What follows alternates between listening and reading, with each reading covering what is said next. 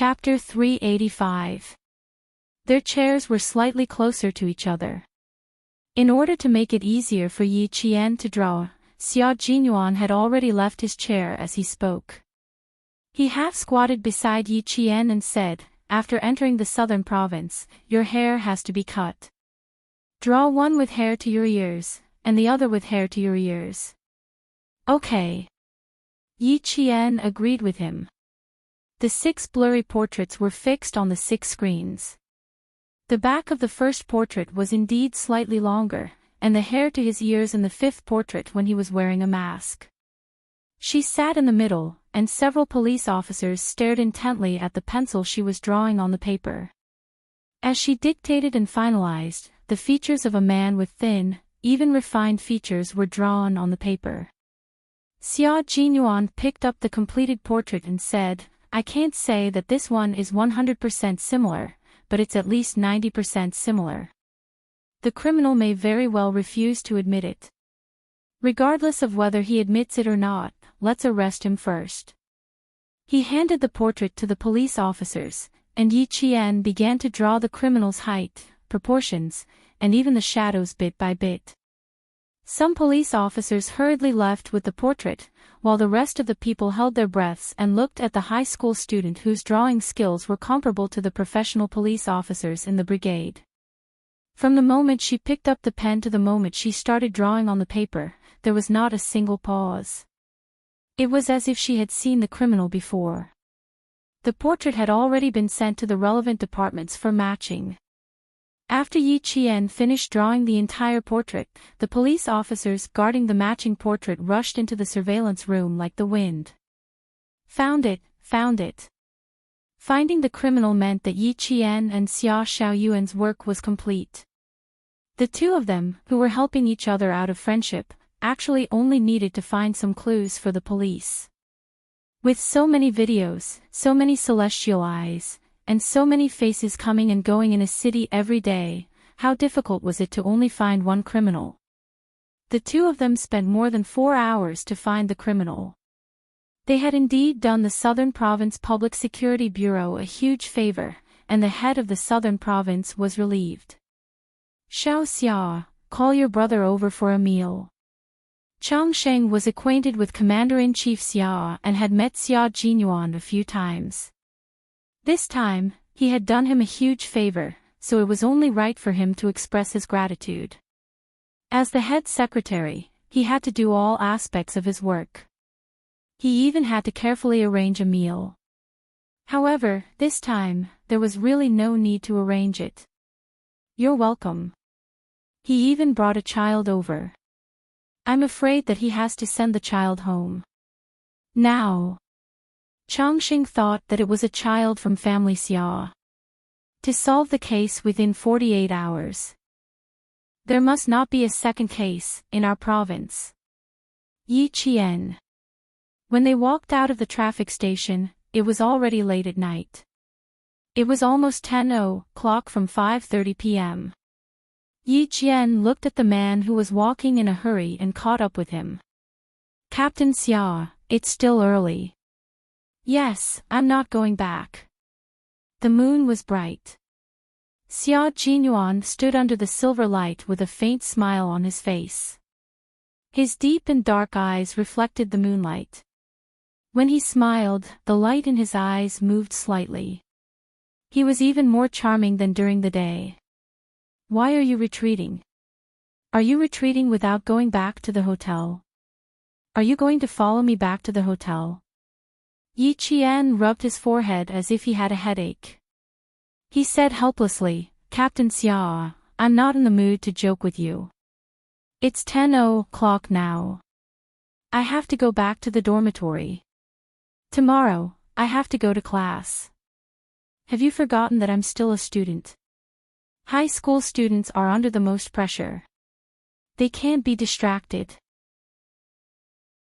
Chapter 386. Even when she felt helpless, her small face revealed a sly look. She seemed to have given in to him, but in reality, she knew very well what she was insisting on. Xia Jinyuan walked 2 steps back and stood in front of her.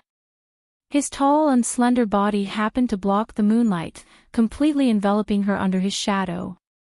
The moonlight was hazy and the street lights were dense. In the dim light, he raised his hand and gently patted the top of her head. He gently said, "You don't want to stay in school on Saturdays and Sundays, right? Do you want a place to train? I'll give you 10 seconds to consider whether you want to go with me or not." He looked at her. Even though the light was dim, his gaze was still accurately locked onto her face. There was a smile and understanding in his eyes. Yi Qian gently sighed and smiled faintly. "I can't reject your suggestion. It doesn't even take 10 seconds. I've already made the decision to go with you within a second. Let's go, Captain Xia." His gaze was very warm, and there was a charm in his deep eyes that made her believe in him without a doubt. Yi Qian did not think that she had a reason to reject him. The city was still noisy after 10 o'clock. The car left the traffic bureau and headed in another direction. Xia Jinyuan said as he drove, "In the future, when you go to the provincial military base on Saturdays and Sundays, I'll ask someone to look after you. First, you'll have to identify people and apply for a pass. Come over after school on Friday and come back on Sunday afternoon." Little Fox, although the provincial military base is not as big as the one in Fujian town, trust me, there's no shortage of elite soldiers here. She was destined to join the military, so it was better for her to integrate into the environment in advance. Moreover, he could tell that she was a person who did not like to rely on others. In that case, he would give her a chance to use her own abilities to open up her own network of contacts. In order to obtain a cunning fox, one had to seriously attack to be able to conquer her. Yi Qian turned sideways and looked seriously at the man who had made everything convenient for her. Looking at his exquisite, jade-like face, she wanted to ask, "Why are you so good to me?" The words were on the tip of her tongue, but she could not say them. Her throat felt like it was stuck with thorns. It was as if she said those words, it would stab her throat and cause her to bleed. Because she did not want to accept his kindness to her. Because she had no way to repay him. "What's wrong? Do you want to sleep?" Xia Jinyuan, who had been looking at her from the corner of his eye, glanced at her and said elegantly, "What's on your mind? Or do you have any questions? Oh, or you want to know why I'm bringing you to the provincial military, right?" Her words made Yi Qian clench her fists. Her heart rose to her throat. Even though she appeared calm on the surface, her hair had already tensed up. Never say anything that would give her a headache. He looked at her again, as if he had seen through her nervousness, and explained with a smile, "I called Uncle Jen before I came here, and he asked if it would be convenient for him to take you to the provincial military base. I won't reject such a small matter. You are indeed a seedling. Even the regiment commander and political commissar in the army have unanimously approved of you. If I bring you to the provincial military district, I think that even if I don't show up, the regiment commander and the political commissar will go to the provincial capital to mention it." His explanation made Yi Qian loosen her clenched fists. She secretly heaved a long sigh of relief. So that's how it is. Outside the car window, the flickering light from the street lamps flashed past. He could clearly see the relief on her face. She was indeed a young lady. Although she was intelligent, she was still young. She was extremely nervous whenever he moved, as if she was afraid that he would say something that she could not bear. Chapter 387. Grandpa Jen is just worried that I won't be able to take care of myself when I'm outside. Old people worry a lot. Captain Xia, I'm sorry for causing you so much trouble. Without those ambiguous words, Yi Qian relaxed and smiled. If Captain Xia needs any help from me in the future, I won't refuse. Just like today, I'm happy to help.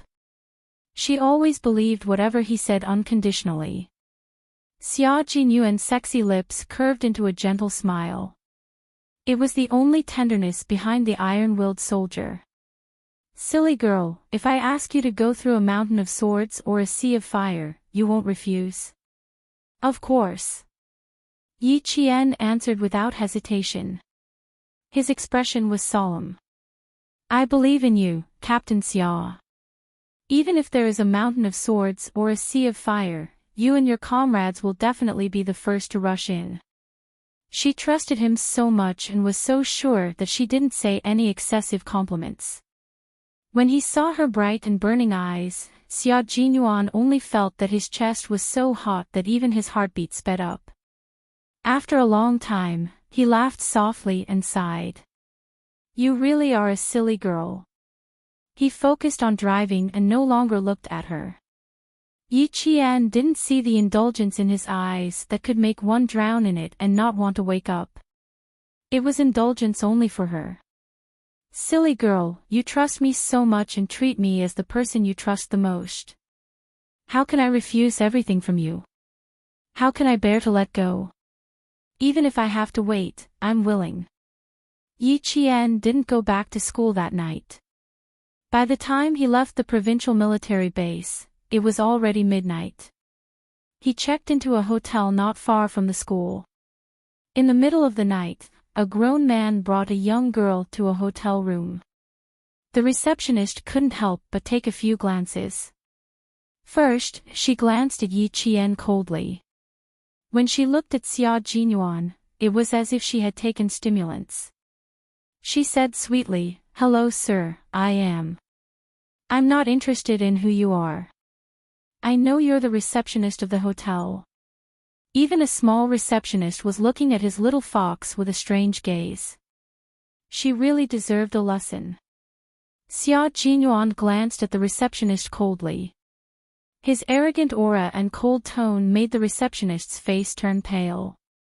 He glanced at the electronic signboard for the remaining rooms and said coldly, 2 luxury suites. My sister likes cleanliness. I'll give you 10 minutes to check if the rooms are clean. Yi Qian reached out and tugged at his shirt, hinting that there was no need for that. There were too many people in this world who were biased. She had been through too much, so she didn't take this little disrespect to the receptionist to heart. She only cared about the gazes of the people she cared about. The gazes of unimportant people had nothing to do with her. However, she still had something she wanted to say. Glancing at the receptionist coldly, Yi Jian took the 2 room cards that the receptionist handed over with trembling hands. With a cold smile at the corner of her mouth, she said softly, Miss Lu Jin went to Wujun Hotel with a man who was less than 1.6 meters tall 2 weeks ago. After leaving the next day, she went to Anxi Tea House with a man who was as fat as a pig that night. Then, she changed to another man. As soon as she said the first sentence, the receptionist's knees went weak. By the time Yi Qian told her which men she had checked into rooms within the past 2 weeks, her face was as white as a sheet. She leaned against the marble counter. Chapter 388. That was not all. Yi Qian added, I have to tell you that the man who went to Wujun Hotel went to the hospital yesterday. He didn't look too good. I think there's something wrong with his body. Miss Lu Jin, I suggest you get a checkup too. At the front, she could still lean against the counter to support herself, but at the back, Yi Jian's words made the receptionist fall to the ground. The staff on duty next to her did not know what happened. She quickly walked over and apologized to Yi Qian, then picked up the walkie-talkie to call for security. Yi Qian said it in a voice that only the 2 of them could hear, so as to preserve the front desk's dignity. After entering the elevator, Xia Jinyuan chuckled. You really can't afford to lose out. No wonder Uncle Chin let you come out alone. Even if you want to lose out, you have to see what kind of loss it is. I was just telling the front desk the truth. Don't think so much about it. Does she think everyone is the same as her? Yi Qian winked playfully and smiled. Besides, I was just reminding her out of kindness. The little fox reminded him out of goodwill, but the little fox's words shocked everyone. After pressing the floor button, Xia Jinyuan sighed. I can use what I saw in the heavenly eye to teach someone a lesson. Little fox, it seems like I can't leave any evidence behind in the future. Where did the front desk go? Who did she go with? She just arrived in the provincial capital this morning. The only explanation was that she took a look at the heavenly eye and memorized it. Her memory was extraordinary, and her brain storage capacity was also large enough. Would the military allow her to become a nobody? Obviously, it was impossible. The military would know her whereabouts and movements at all times. Just like in the desert, after confirming her identity, the Tower Command Center did not make any further moves. As for Yi Jian, her intuition told her that it was best not to continue talking about this topic, that she couldn't tell whether it was true or false. She lowered her head and pretended to yawn. I'm so sleepy. I want to sleep early. The elevator door opened with a ding. As soon as she finished speaking, she walked out nimbly. You're that sleepy. Would you like a cup of coffee to refresh yourself? Or we can have a heart-to-heart talk in the room. Xia Jinyuan, who walked out of the elevator gracefully, smiled. His low voice seemed to have magic in the silent night as it drifted lazily and seductively behind her. I'm in the room next to yours. If you want to chat, feel free to do so. Yi Qian quickened his footsteps and rushed to his room. He swiped his card and entered before slamming the door shut behind him. The dangerous man with a bad smell was back. She patted her chest lightly and then slapped her forehead in annoyance. How rude. She didn't even say, good night. She composed herself and opened the door again. Xia. When he opened the door, he saw a black shadow standing at the door. He was so shocked that he let out an awe. His subconscious reaction was naturally to punch the black shadow's chin. You opened the door just to beat me up. The black figure, which was Major Xia Jinyuan, reacted even faster. He stepped sideways and avoided Yi Qian's fist. He looked at her with a smile. I just came over to say good night, and I almost got beaten up. In the middle of the night, facing a dangerous yet elegant man, Yi Qian stopped at the door and said awkwardly, sorry. Captain Xia, I didn't mean to hit you.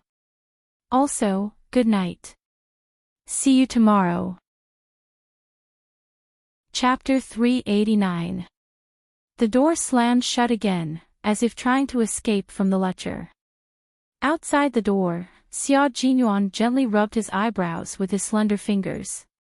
He looked helpless, but his eyes were no longer as cold as when he faced the receptionist. Instead, his eyes were filled with gentleness. Silly girl, if I really want to come in, can a door stop me? He whispered with a smile. He just wanted to tease her. Thinking of the scene at the front desk just now, Xia Jinyuan's eyes, which had been soft a second ago, suddenly turned cold in the next second. If the receptionist could casually guess the relationship between the two of them, it was hard to guarantee that the people outside would do the same. There might even be rumors spreading. It seemed that little fox had made the right decision to keep her distance from him. He left immediately after the holidays, so he naturally wouldn't hear any rumors. But little fox was different. This was where she would be living for the next 2 years. He would appear from time to time and interact with her in an ambiguous manner. After he left, all the rumors would be shouldered by little fox alone. He only wanted to spend more time with little fox, but he didn't consider that his decision would bring trouble to little fox in her life. The sound of running water in the shower stopped after a while. The door opened and a pair of strong and slender legs stepped out. As a white shadow flitted past, a white towel wrapped around Xia Jinyuan's strong and narrow waist. His phone on the bedside table had already rung several times. His hair was wet and his body was covered in fine water droplets. He picked up a towel to dry his hair, took off his shoes, and walked over. The military man who came out of the shower was indeed sexy. The lines of his muscles were perfect, as if they were God's masterpiece. Every part of him was perfect and extremely seductive. When he sat down, his waist muscles stretched out sexy curves, showing off the strength that a man should have. "It's so late and you're still awake." He spoke in a low and deep voice, with a hint of moisture in his voice. He was as lazy as a noble walking in the countryside, seducing innocent and beautiful village girls. "You're not sleeping, but I'm going to sleep." "Would you be able to sleep if there was a grown woman beside you?" The woman's voice came. She was Xia Jinyuan's cousin and also the secretary of the governor of a province. She was a strong woman. Xia Jinyuan sneered and replied lazily, "Xia Yiwei, you took the time to go to the transportation bureau and then rushed back. You sure are busy." How could he not notice that someone was brazenly sizing up his little fox behind him? "No matter how busy I am, I can't stop myself from wanting to see what the underage girl that young Master Xia is thinking about looks like." Xia Yiwei's legs were casually propped up on the study table in her house. Between her fingers was a long and thin lady cigarette. The red dots were just halfway through smoking. Xia Jinyuan understood what she was implying. He smirked and said, "I'm just protecting an underage girl now. I'm not so horny as to establish a bad relationship with an underage girl." "Oh, so you know." "I'll hang up then. Goodbye." He hung up the phone quickly. Xia Yiwei was relieved to know that he understood. Xia Jinyuan always had a sense of propriety. If he said he didn't, then he really didn't. What she didn't know was that even if Xia Jinyuan really did have such thoughts, he still had to ask Yi Qian for permission. At 6:00 the next day, Yi Qian arrived at school. Sitting in the car, Xia Jinyuan's right hand on the handbrake had secretly tightened countless times. He had said that he would come back to collect interest, but in the end, after thinking about it for a long time last night, he still held back because he was worried about her life in school. Chapter 390. Captain Xia, I'll get off first. Goodbye. Hearing that the car door was unlocked, Yi Qian immediately unlocked the door and got out of the car. Just as she leaned to the side, her wrist was grabbed by a strong hand. She looked back at her wrist and frowned in confusion. "Captain Xia, you're still." Yi Qian felt something pressing down on her.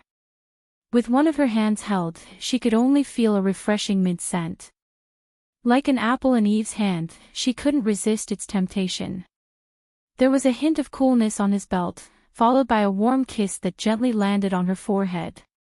He stayed there for a long time, so long that the skin on her forehead was burning. "Okay, you can get out of the car." Xia Jinyuan, who was sitting upright again, saw that there was only confusion in her eyes.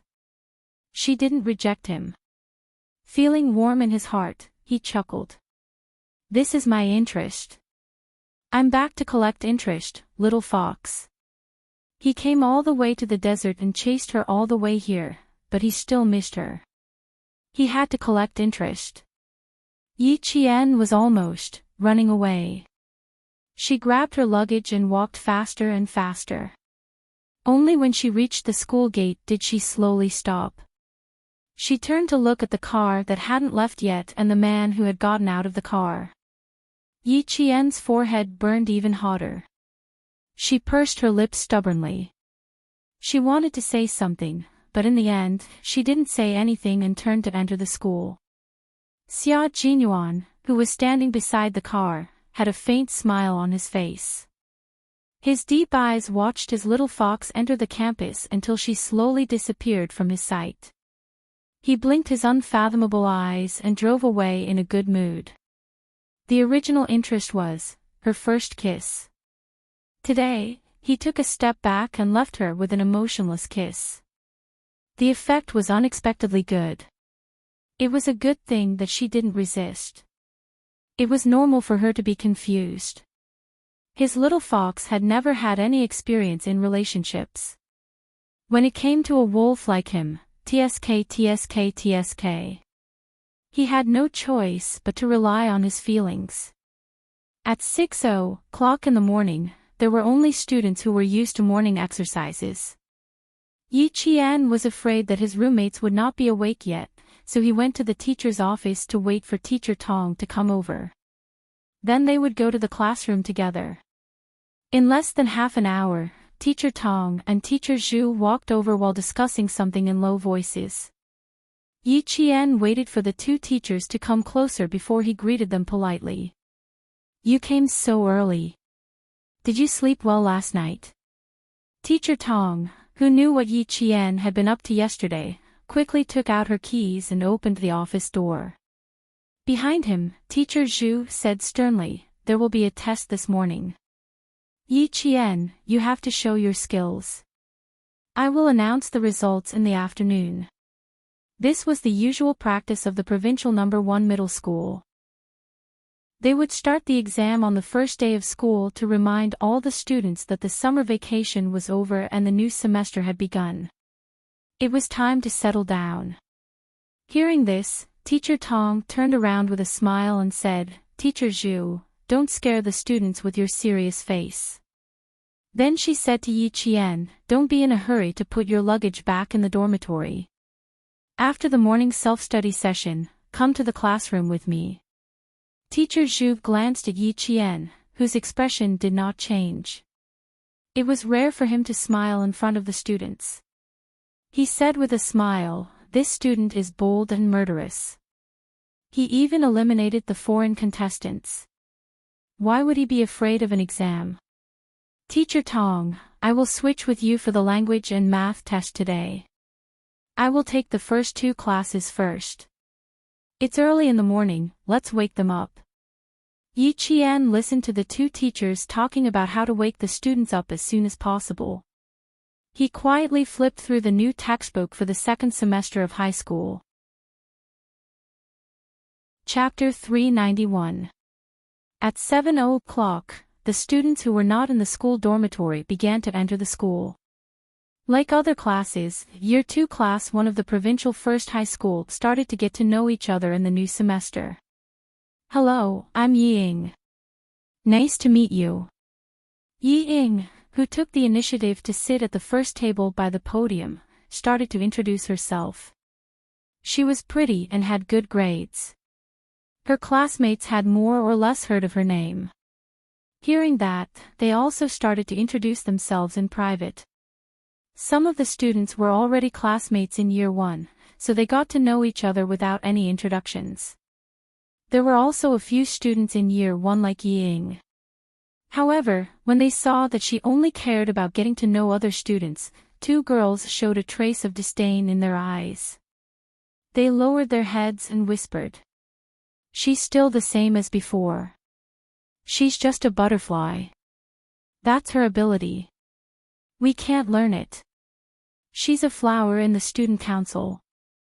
Then, they saw her walk to the first-place boy in Year 1 and introduce herself with a smile. The two girls rolled their eyes. Yi Ying had always been good at pretending in front of boys. Not only did the two girls look down on her, but another girl also looked down on her. She said to her Year 1 classmates, "Do you see that girl? She's my junior high classmate. You guys need to be more careful in the future. She looks good, but she's full of bad intentions. Don't take her words lightly." Ever since Injesin saw Yi Ying, she had rolled her eyes countless times. In terms of popularity, she was more popular than Yi Ying because of her tomboyish personality. At least in Year 1 of high school, she had never quarreled with her classmates, nor had she schemed against anyone in secret. When the students heard that, they all nodded lightly. When Ying was talking to the first-place boy in year 1, she turned her gaze and saw Jessen whispering to a few other classmates. With cold eyes, she smiled and said something to the boy, then walked over with light steps. Hey, Jessen, I didn't expect to be in the same class in high school again. You're my only classmate in middle school and high school. Come, let's shake hands and celebrate. It was easy to leave a good impression with a coquettish and polite attitude. And Jessen, who did not expect her to have the cheek to walk over, grinned and stood up naturally. She smiled and said, I didn't expect it either. Please guide me in the future. She wanted to embarrass her on the first day. No way. Yi Ying's smile. Based on her understanding of Jessen's temper, she should have been angry. Look at my old classmate. She doesn't even know what to say if I'm a little more enthusiastic. And Jessen took the opportunity to checkmate him and quickly retracted her hand. Alright, let's just be indifferent and pass through high school peacefully. Don't ever bump into him in the same university again. How embarrassing would that be? Yi Ying, who had suddenly fallen into a disadvantageous position, came back to her senses. She frowned and looked at Jessen, who had become smarter in front of her. After a while, she smiled and said, Yes, if we meet again in the same university, how can I get to know other students? S. That's right. Too embarrassing. Clock S's years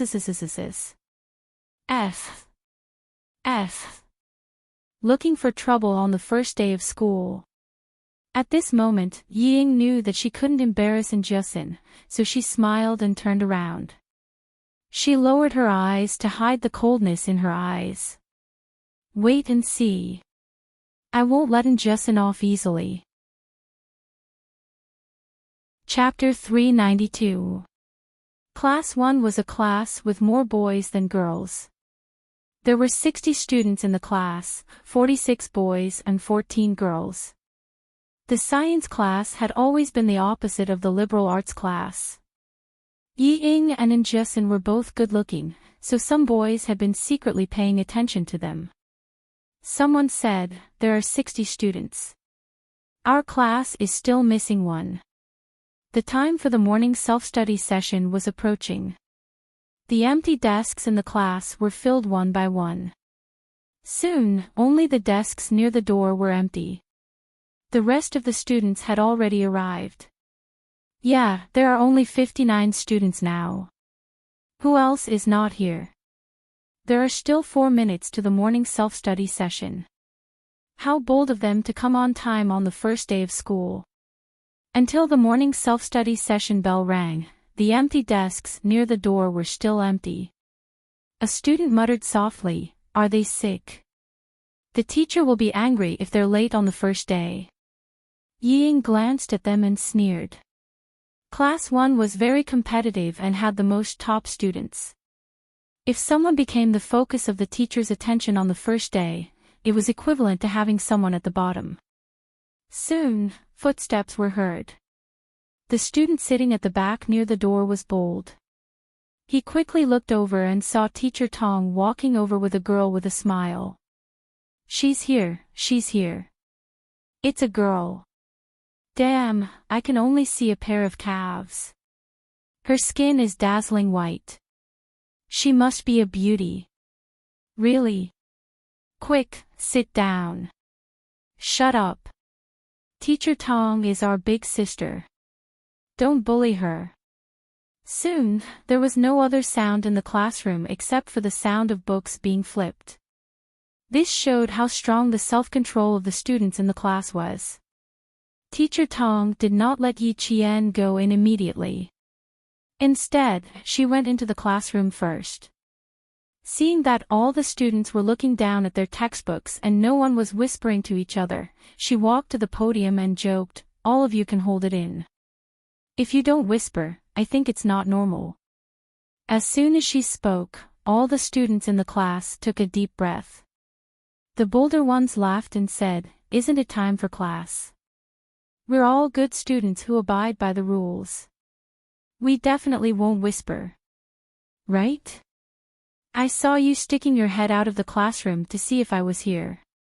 The one who spoke was the boy leaning against the door of the classroom. Teacher Tong did not criticize him. She smiled kindly and said, "It's the first day of class, so we're not familiar with each other. Let's introduce ourselves during the morning self-study." Seeing that the class was bustling with noise and excitement, Teacher Tong raised her hands to silence the whole class. "First, let's welcome a new student who has just joined our class. You must have heard of this student's name, but you have never seen her in person. Come, let's give a round of applause to welcome our new classmate." It turned out that he was not late, but a transfer student. Amidst the applause, Yi Qian stood at the door of the classroom with his textbook. He first bowed politely to Teacher Tong, then to all the students in the class. "Yi Qian. Why are you here?" Amidst the applause, someone suddenly stood up from her seat and shouted in a sharp and shrill voice, "Why are you here?" It was Yi Ying. She was the only student in the class who stood up. Her pretty features were contorted into a ferocious expression at this moment. She even raised her hand and pointed a finger at Yi Jian. She was shocked and angry at the same time, and her face was filled with disbelief. Her voice was very loud and stood out amidst the applause. The girls at the same table frowned and tugged at her skirt. "What are you doing, Yi Ying? We're all looking at you." Chapter 393. Everyone in the class was seated. Yi Ying was the only one who suddenly stood up like a madwoman. Her voice was so shrill that even the applause couldn't cover it. The students sitting behind her only heard her shrill voice, but the students who were seated just happened to be able to see her expression were all frightened by her ferocious appearance. "Oh my God, this Yi Ying is so scary. So scary, she's just like the evil witches in the Western novels. One second she's gentle and kind, the next she's vicious and vicious. Oh my God, her facial features are all twisted. How can she still be pretty?" The boys were concerned about beauty, while the girls were concerned about good and evil. The applause in the front slowly stopped when they saw Yi Ying's ferocious appearance. The applause at the back also gradually died down when Yi Ying suddenly stood up and didn't sit down for a long time. "What's wrong? What did Yi Ying do? What did she scream just now? I didn't hear it clearly." "Me neither. I just suddenly stood up and pointed my finger at the new student. I don't know what happened." "Stop talking, Teacher Tong doesn't look too good." The originally enthusiastic atmosphere in the class was disturbed by Yi Ying's crazy outburst. The students who didn't know what happened looked at each other, and then looked at Teacher Tong's serious expression. They all fell silent. The classroom suddenly became extraordinarily quiet. Yi Ying, who had a fierce look in her eyes, trembled violently under the secret tugging of her desk mate, and slowly came to her senses.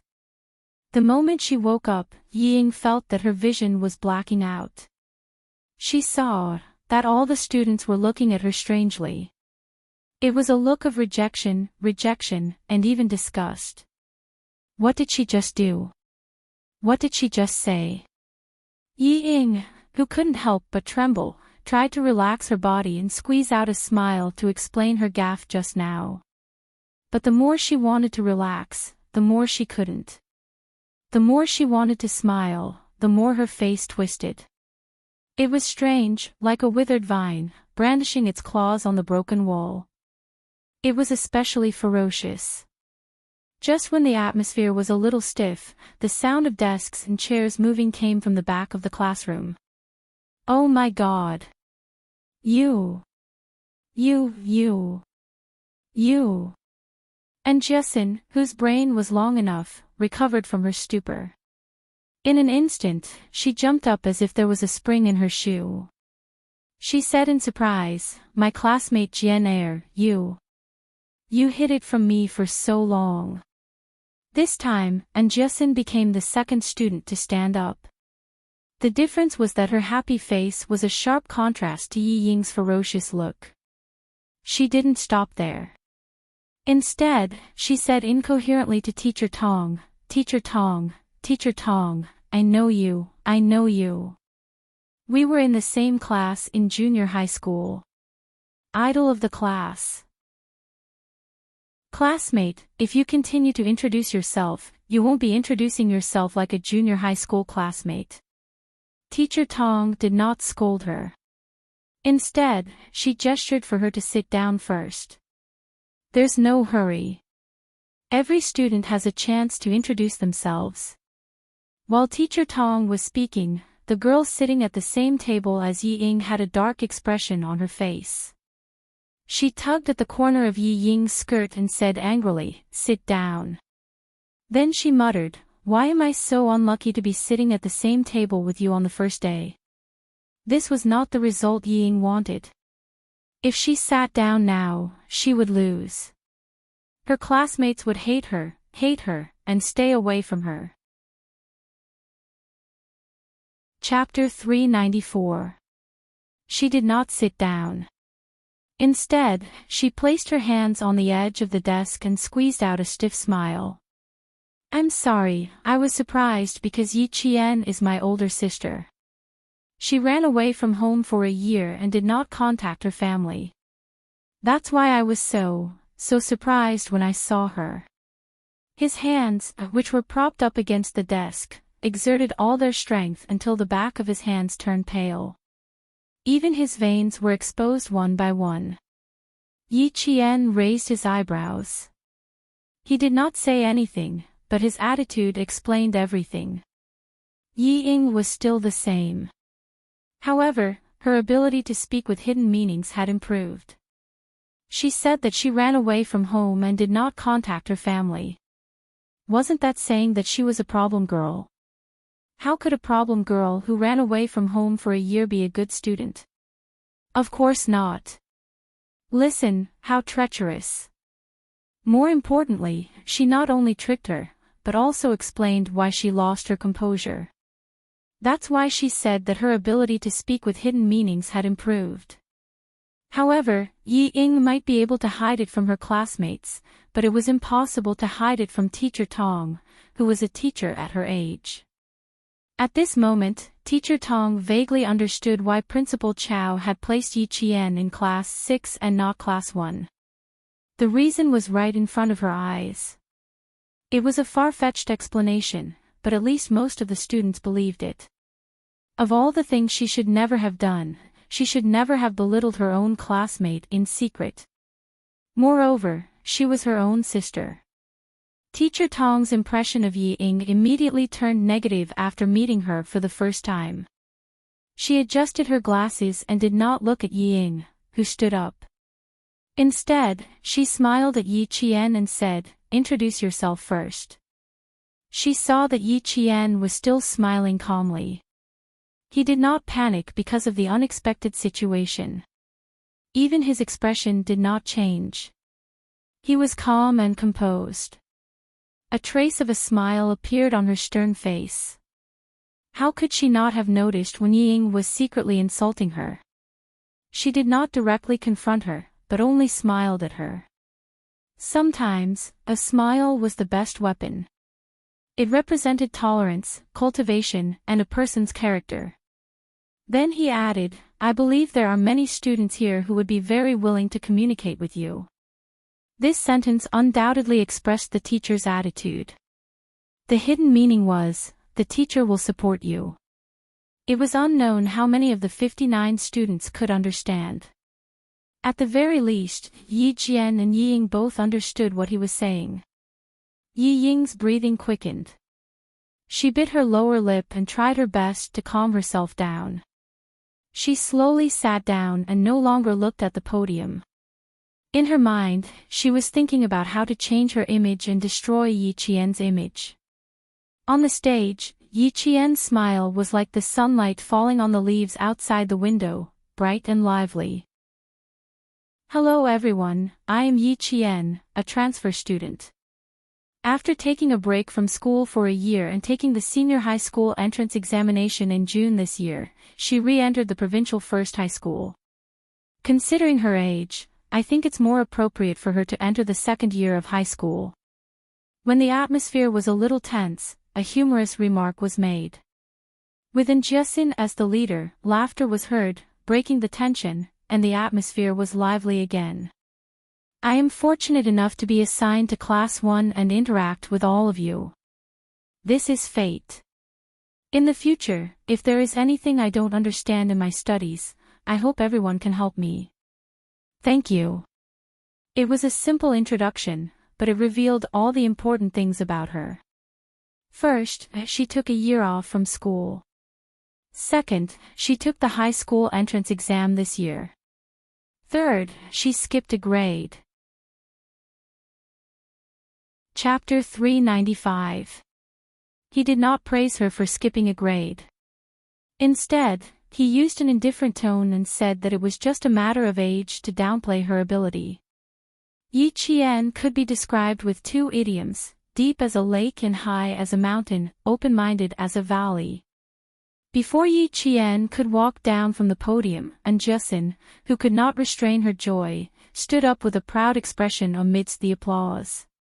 Her voice rose and fell as she said, "Yi Qian is really amazing. When I was in the same class as her, the seniors in the third year of junior high would come to her if they did not understand anything. Also, her memory is very good. She only flipped through a book, this political book. She only needed to flip through it once to remember everything." With her saying this, the other students' voices also became louder. A boy stood up and stared at Yi Qian with sparkling eyes.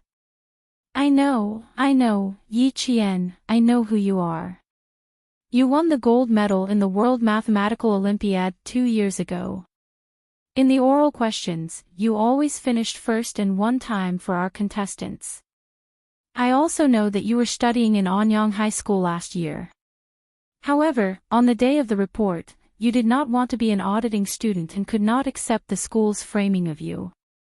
So, in a fit of anger, you domineeringly tore up the notice.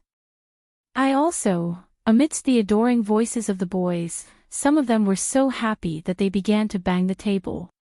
Classmate Yi Qian, I also know you. Only you would dare to tear up the notice so domineeringly. Because you have the confidence. I really did not expect that I would be in the same school as Yi Qian. Oh my God, I have to tell my parents when I go back. So you dropped out of school. We all thought you changed schools. All the voices in Yi Ying's ears were ear-piercing and driving her crazy. Under the desk, her hands tightly grasped the corners of her skirt, and the corners of her eyes were bloodshot. Yi Qian. Damn thing. She was my nemesis. She was born to be my nemesis. Why did she come back? Why did she come back? What shameful things did she do again? What underhanded methods did she use to get into number 1 middle school? She should not be in number 1 middle school. She should not be standing in the classroom. What right did she have to be praised by her classmates and teachers? Why? Why? The students' praises for Yi Qian were like a growth stimulant, causing the jealousy in Yi Ying's heart to grow like crazy weeds.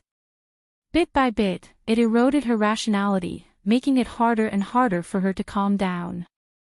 The atmosphere of the entire class was stirred up. It was only when Teacher Tong stepped forward that the atmosphere gradually calmed down. She cleared her throat and smiled. You guys can learn more from Yi Qian.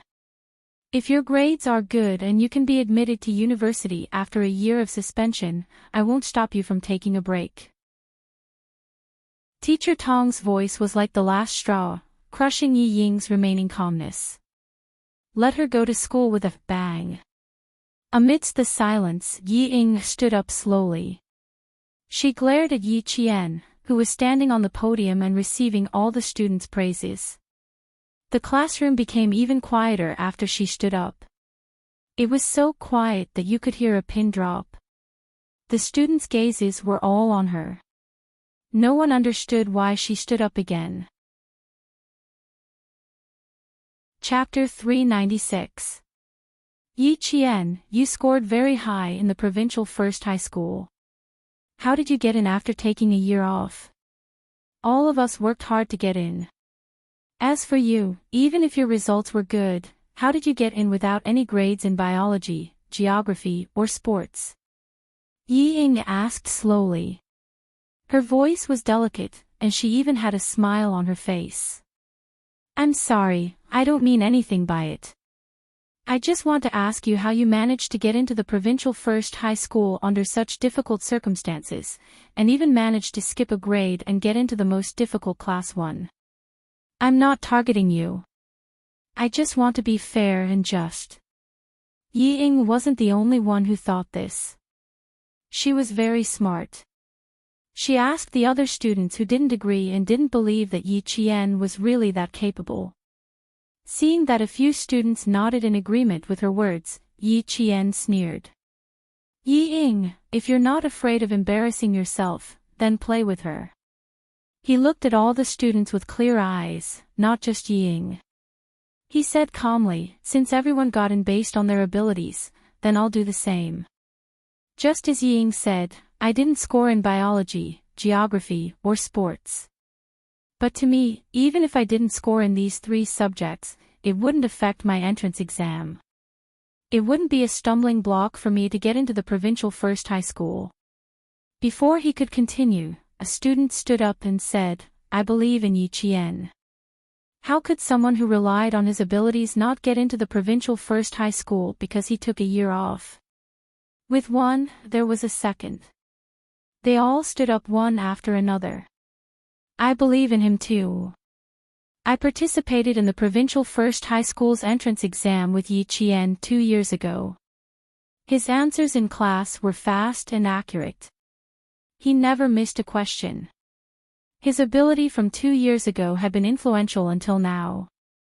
Those who knew Yi Qian and those who had seen Yi Qian's ability with their own eyes believed in him. Their words were enough to form a high wall against the rumors and slanders. And Jessin, who had been holding it in for a long time, couldn't hold it in anymore. She rushed to the front of the classroom and said loudly, I'm Yi Qian's junior high school classmate. I guarantee with my life that Yi Qian got into the provincial first high school with his ability. Then she glared at Yi Ying and said through gritted teeth, Yi Ying, you're still the same as when you were in junior high school. Despicable. Saying that they were a family. What a joke. Since when did you treat Yi Qian as family? Your mother did it again and again. If she continued to talk about it, the situation would worsen. Yi Qian did not want to alarm the school leaders on the first day of school, so she smiled and stopped her. Jessin, let's not talk about the past anymore. Thank you for defending me. Let me talk about it myself. With that, Yi Qian glanced at Yi Ying. Suddenly, she found a look of disappointment in Yi Ying's eyes. Alarm bells went off in Yi Qian's heart and her eyes darkened. Did she miss something?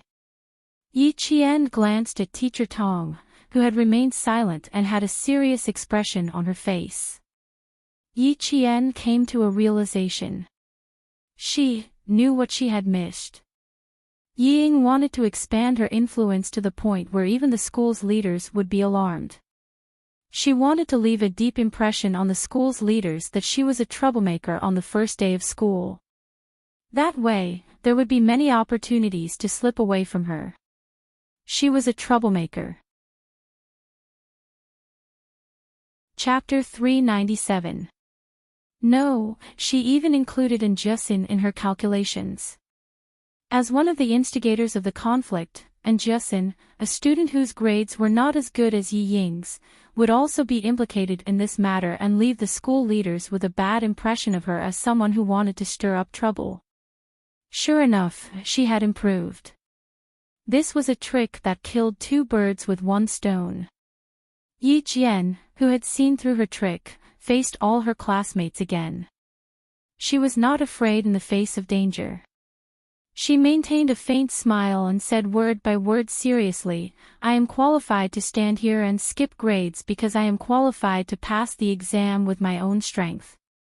And my grades are enough to prove that I entered the provincial first high school fair and square, just like all the other students.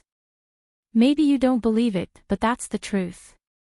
I didn't get any extra marks, but I still got into the provincial first high school. This is my ability.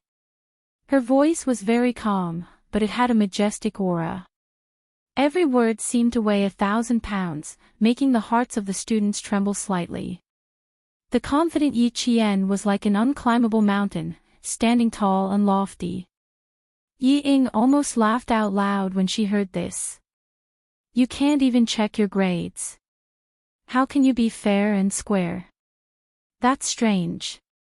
Yi Ying, didn't you say that you lost your composure because you haven't seen me for more than a year? Why are you now mentioning that you can't even check my grades? Have you checked them? Yi Qian looked at Yi Ying, whose face was beginning to stiffen, with confusion. He asked her in a casual tone, there's something I don't quite understand. Only I know my student ID. Only the teachers can check a student's grades. Yi Ying, may I ask, how do you know that you can't check my grades? You know to check my grades, but you don't know if I'm home. Don't you think your words are contradictory? Yi Ying was not the only one who had improved. In the year that he had not seen her, Yi Qian knew better how to retaliate against Yi Ying. He had seen through her tricks, so he just had to deal with it calmly. The students' gazes were all dark and unclear. They were all second-year high school students and were only a year or two away from adulthood. They more or less knew what they should know. At this moment, even the most insensitive of students could see that something was wrong with Yi Ying. He was obviously making fun of Yi Qian.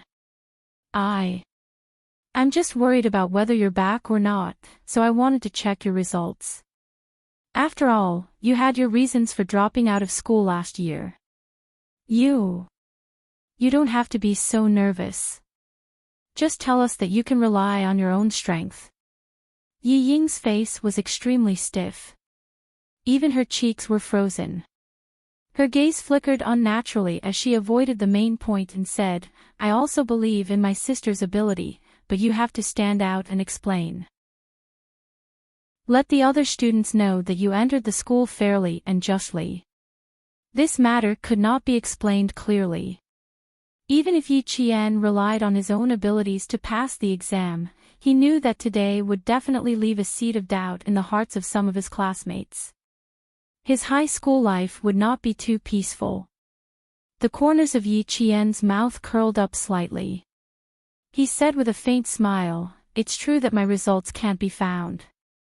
It's not because I didn't pass, but because someone framed me last year. Just in case, the Provincial Education Bureau hid my results. After he finished speaking, he leaned slightly to the side and said to Teacher Tong, I have a presumptuous request. Can you show me my middle school entrance exam so that Yi Ying can rest assured? He was not angry, nor did he criticize Yi Ying's actions.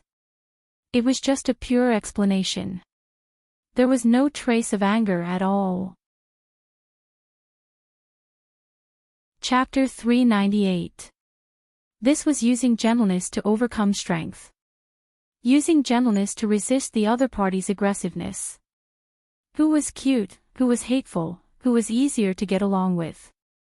As long as the students weren't blind, they could tell. Teacher Tong liked Yi Qian more and more. She was gentle but firm.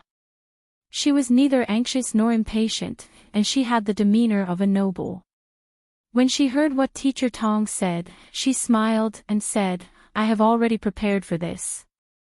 The general consensus for this year's middle school exams is that they are very difficult. We have seen them too. It can be said that this is the most difficult exam in the last 5 years.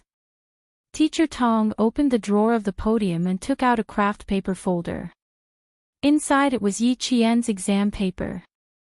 Student Yi Qian did such a difficult exam and achieved 4th place in the province without 3 additional points. This kind of result is more than enough to get into our provincial number 1 middle school. After Tong Laoxian finished speaking, everyone in the class sucked in a breath of cold air. 4th place in the province without 3 additional points. Was this a perfect score for every exam? The classroom was silent. Not a single student whispered or looked at Yi Qian with suspicion. It was unbelievable. It was completely unimaginable. She actually managed to get 4th place in the province in the middle school exams. Fair and just. Yi Qian used her ability to tell the class that she used her results to get into the provincial number 1 middle school. Who would dare to question her? Who would dare to doubt her? Other than the 3 points deducted for the essay, student Yi Qian got full marks for every exam. If she had those 3 results, she would definitely be the provincial number 1 middle school student. As teacher Tong spoke, she walked down from the podium and placed the test paper on Yi Ying's desk. She sighed and said, "You children, if even the test is not fair and impartial, then the entire education system will fall into a state of eternal damnation." After 10 years of hard work, student Yi Qian has already experienced unfair treatment once. However, she is not discouraged. She used her ability to win another chance to go to school. "Come, Yi Ying, your results are not bad. Let's take a look at the math questions first. Then, close the exam paper and go to the blackboard to solve the geometry question again." When Yi Ying received the test paper, her face was as colorful as a dye house, intertwining with each other. Gradually, tears welled up in her eyes. She looked at Teacher Tong and sobbed, "Teacher, I'm sorry. I didn't do it on purpose. I just want to know why." "Yi Ying, if you want to know why, I have no objections. However, your actions have once again hurt a student who has already been treated unfairly. So, your apology is not to the teacher, but to Yi Qian." In Teacher Tong's eyes, Yi Ying's tears were not worth forgiving or sympathizing with if the tears were just to hide her own darkness. He placed the other physics paper in front of a boy in the first year of high school. The chemistry paper was placed in the hands of a boy who also had good grades. Then, he placed the language paper in front of a girl. "Come and take a look. Fairness and justice are in the papers in your hands. As for why student Yi Qian skipped a grade to become a 2nd year of high school, I didn't want to add more pressure on you. But now, I can tell you that Yi Qian took this year's college entrance exam and passed it in the same amount of time. Her results will not be a problem at all. How many of you can be like her, passing a 2nd-year exam after only 1 year of high school? Most importantly, Yi Qian even took a year off from school." Chapter 399. Hearing this, Yi Ying almost tore the test paper in her hand in half. The shock on her face was even greater. Her eyes were fixed on the test paper. What? This wretched girl passed the entrance exam for a 2nd-tier university. Impossible, how could she surpass me? She passed the entrance exam for a 2nd-tier university without even going to high school. Wow, that's amazing. The question sheets are so clean, and so are the rest of the questions. No wonder she participated in the World Mathematical Olympiad. The geometry questions at the back are indeed a bit difficult. If you want me to solve them now, I'll have to give it a try. The girl who sat next to Yi Ying had good grades in science. After seeing Yi Qian's test paper, she couldn't help but exclaim in admiration. She was only impressed by Yi Qian's test paper. She didn't notice that Yi Ying's face was already covered with dark clouds, as if a storm was coming at any time. Yi Qian had already returned to her temporary seat. She was very tall, so she was very eye-catching sitting in the front. In the following self-introductions, the students who walked up to the podium would first take a second look at her before they started. When it was Yi Ying's turn to introduce herself, a boy joked, "We all know you, and we all remember you." Unintentional words were even more hurtful, especially to someone like Yi Ying, who always wanted to show off her superiority. The boy's teasing was like a dagger fiercely stabbing into her heart. It made her the laughingstock of the class. When she came down, she glanced at Yi Qian from the corner of her eyes. She wanted to warn Yi Qian to show that she wasn't afraid. Who knew that Yi Qian didn't even look at her? Instead, he was talking to a girl behind him, with a faint smile on his face. Yi Ying's eyes stung, and she looked away angrily. After sitting down, she was like a proud peacock, using beautiful feathers to disguise herself and hide her insidious heart. The half-an-hour morning self-study session didn't let the 60 students in the class finish their self-introductions. After class, Teacher Tong seemed to have forgotten to let Yi Ying do the questions on the blackboard. When the bell rang, she only said, "The next 2 classes are math exams. Students, you have 10 minutes to prepare yourselves." How was he mentally prepared? It was like a bolt from the blue. Amidst the wailing, Enchanting rushed to Yi Qian as if nothing had happened. She clung onto Yi Qian like a koala. "My Jane Eyre, you've kept me in the dark for so long." Enchanting, who had spent the whole summer watching period dramas, still hadn't gotten over it. Every time she opened her mouth, she would speak in a strange tone. "Why didn't you tell me that day? Ah! Tell me, why didn't you tell me?" Yi Qian almost fainted from her strangling.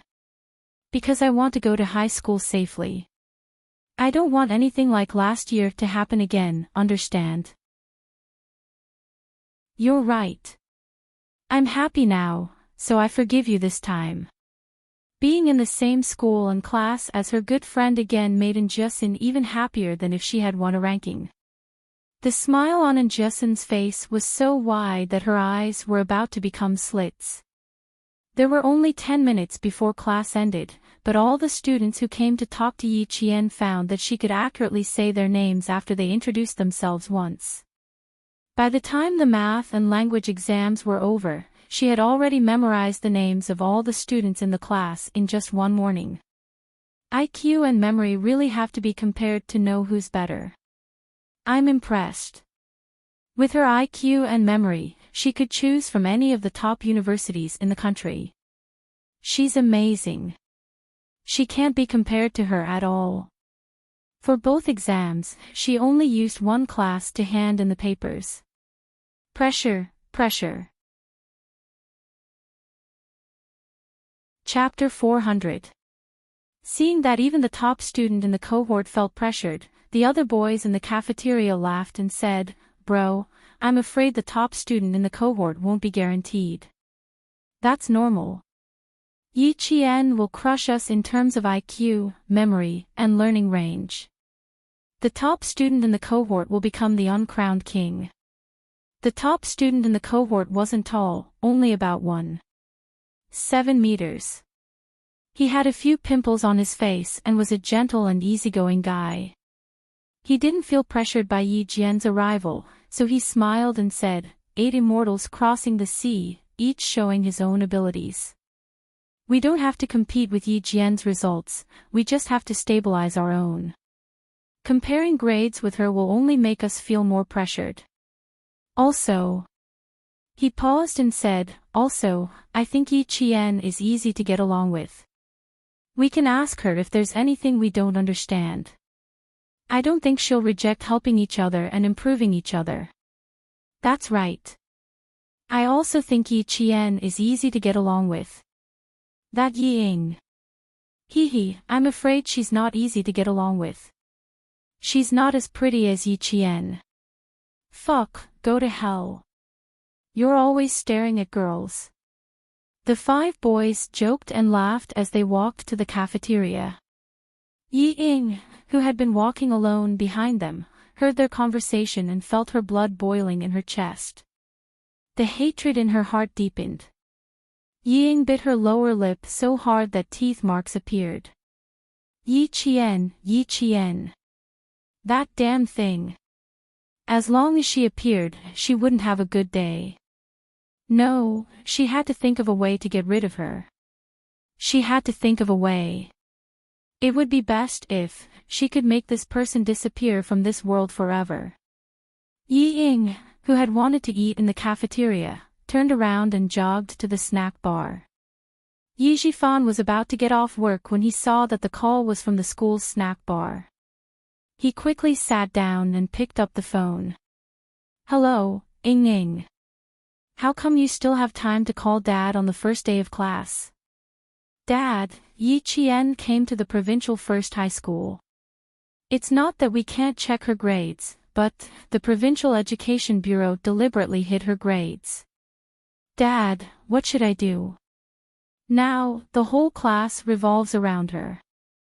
I finally managed to get into class 1, but she appeared. What? Yi Qian has arrived at the provincial first high school.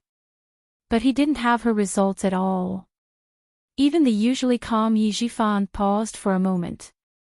His eyes darkened as he asked in a low voice, did she say anything else? What?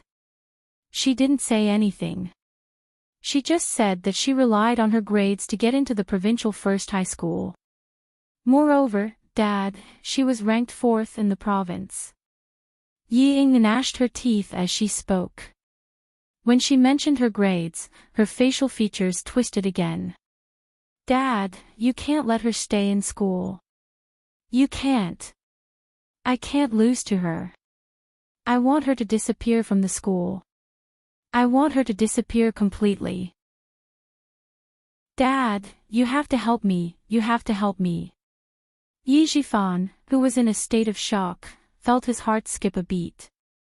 Even the Provincial Education Bureau came out to protect Yi Jian, which meant that there really was someone behind her. No, Ying Ying. You have to calm down. Listen to Dad. Yi Qian must have someone secretly helping her. Now, Dad has something to tell you. Since you're in the same class as her, pay attention to who is helping her. Let Dad find out more before he makes a move. Remember, Yi Qian came prepared. You can't be careless. You have to act calmly. Also, you have to maintain a good relationship with the sons and daughters of the high-ranking officials. If necessary, let them deal with Yi Qian. You can't make a move easily. Do you understand?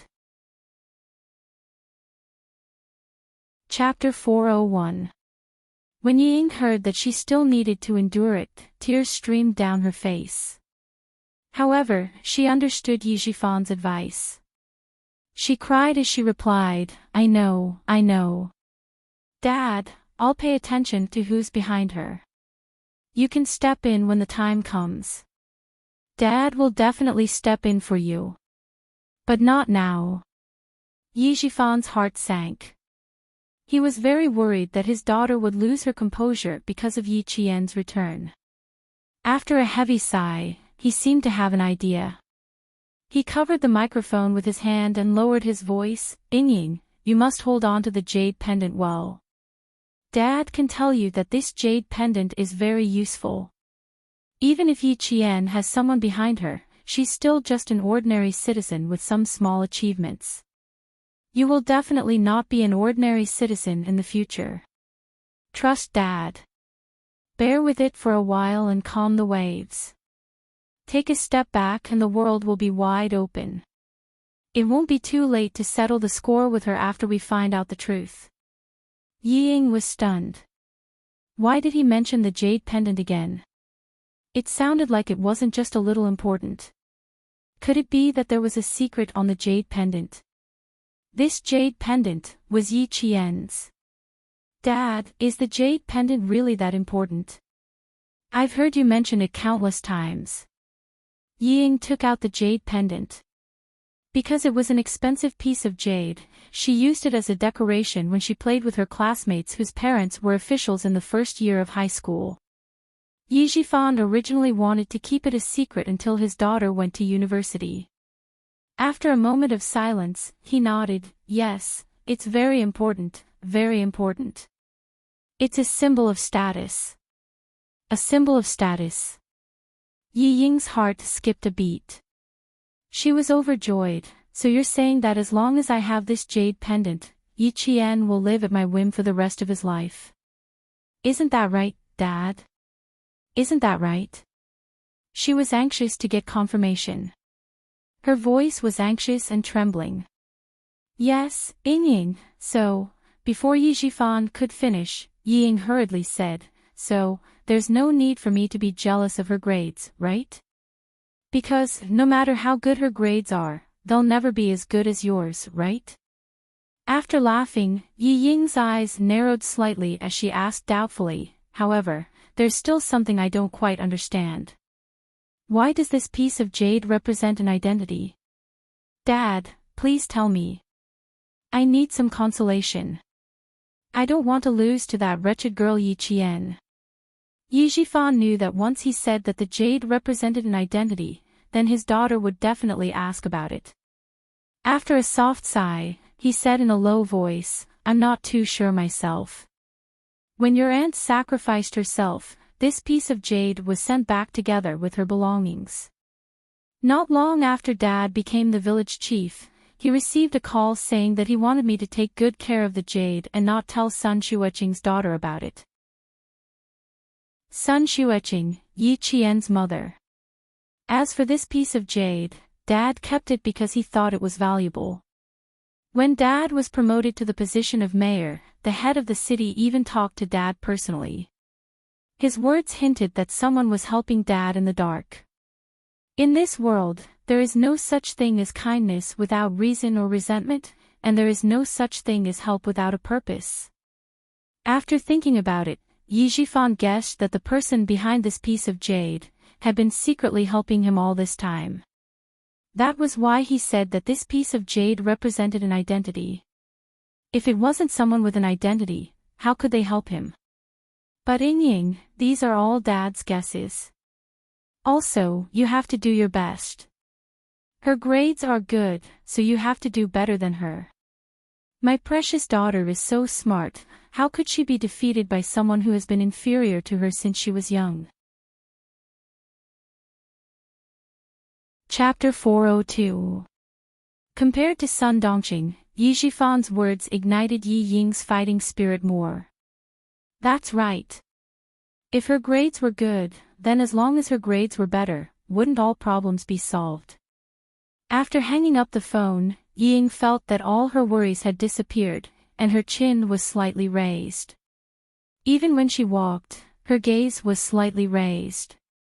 It was a sense of superiority.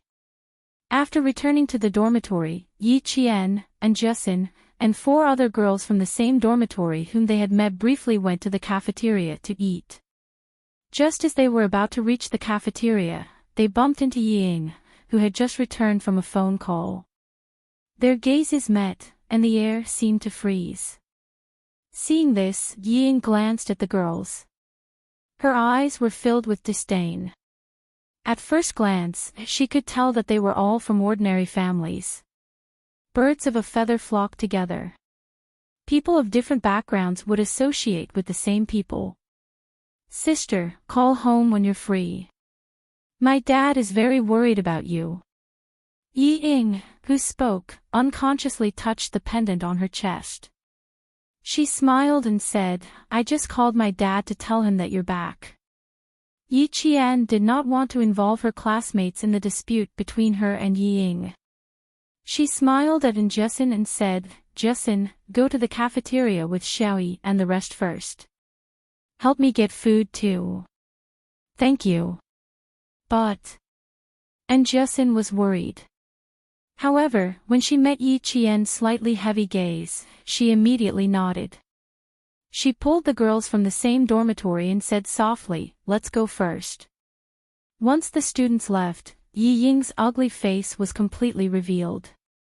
With a gloomy gaze, she laughed softly and said, stupid girl, don't think that you can surpass me just because you're back at number 1 middle school. Like people live like that. As for you, don't even think about surpassing me. Who's going to compete with you? Yi Ying, it looks like you're the one who's competing with me. Yi Qian smiled. The afternoon sun was shining brightly, but she did not seem to be sweating at all. She was refreshed, and her eyes were as beautiful as water. I stopped because I wanted to tell you that getting into number 1 middle school is not a big deal. It's hard for you to get into number 1 middle school, but for me, it's extremely easy. His words pierced Yi Ying's heart. Her expression changed and she said fiercely, "So what? I'll let you be proud today, but just you wait and see. With your status, you don't deserve to be compared to me." When it came to bickering, Yi Ying had always lost every battle. After she lost, she would leave in a huff. But before she left, her gloomy eyes that clearly had other intentions, made Yi Qian frown slightly. After talking to Yi Zhifan on the phone, it seemed like he had received some advice. In that case, he had to be more careful. The episode ended as quickly as it started. When Yi Qian went to the cafeteria, and Justin had already ordered the food. Not only was there a girl from the same dormitory sitting next to her, but there were also other students from her class. In the cafeteria, Zhangbin from class 4 was carrying a plate and looking for Yi Qian. He wanted to come over after the math test, but he was caught by the PE teacher to move the sports equipment. Now that it was noon, he rushed to the cafeteria to look for Yi Qian. Because there was still a week of military training in the first year of high school, the cafeteria was slightly empty and not too crowded. Soon, he heard Justin's voice. Following the direction of the voice, he saw Yi Qian.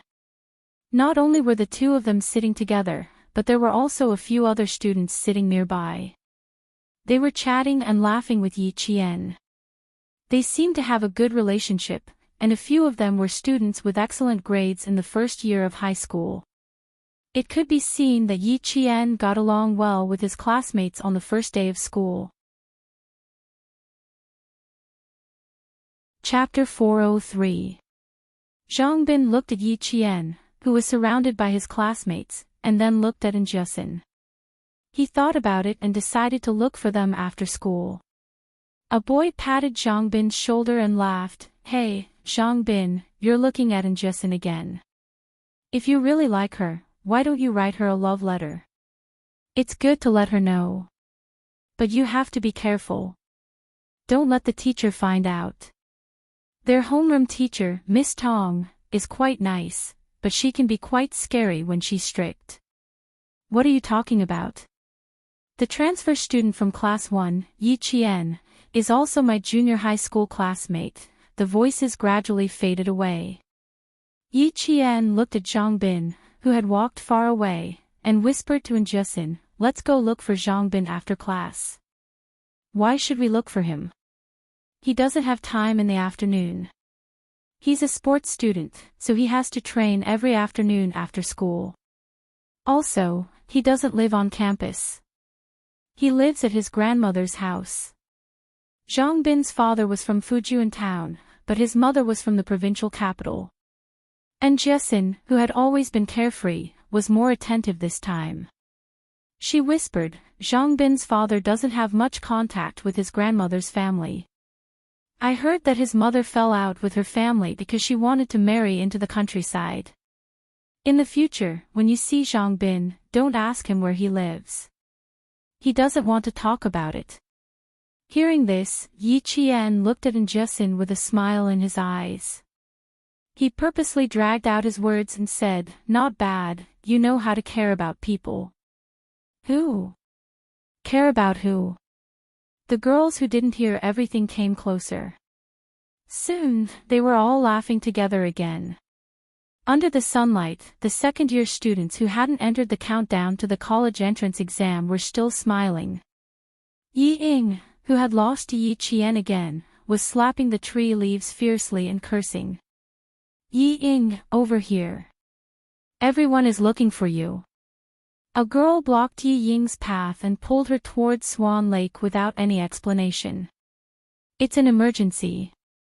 We didn't do our summer homework. Hurry up and help us." The us the girl was referring to was the classmates that Yi Jifan had told Yi Ying to build a good relationship with. They were not from powerful families, but they were rich. When Yi Ying saw the girl, her eyes flickered. She smiled and said, "Sure, but don't blame me if I do something wrong." She came at the right time. She was just thinking about how to deal with Yi Qian. "TSK, you're the one with the best grades among us. Even if you're wrong, you're more correct than us. Let's go." The girl pushed Yi Ying's shoulders with both hands and said with a smile, "It's an emergency. We have to finish it by noon. If necessary, they could use the sons and daughters of officials to deal with Yi Qian." Yi Jifan's ruthless voice kept ringing in Yi Ying's ears. "Great, isn't this an opportunity?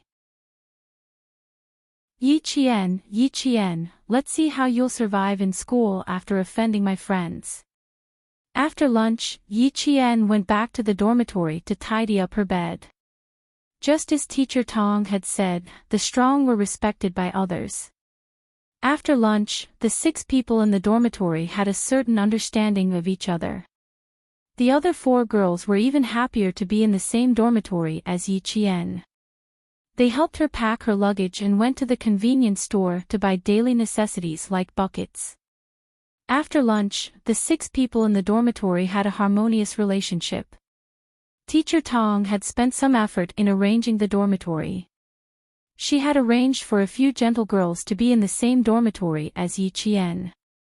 In the afternoon, when the math test results came out, Yi Qian was unsurprisingly first in the class. His score was 24 points higher than Zhao Hai's. Chapter 404. This test was a demonstration of one's ability. Even if some students were suspicious of Yi Ying's words, they could only keep their mouths shut. Yi Ying stared at her score. She bit her lower lip and subconsciously looked towards the seat by the classroom door. That was Yi Qian's seat. She happened to see the students at the back table lean over to look at Yi Qian's paper. After hearing a low gasp, Yi Ying felt as if her heart had been violently slammed into. Teacher Zhu wrote the highest score on the blackboard.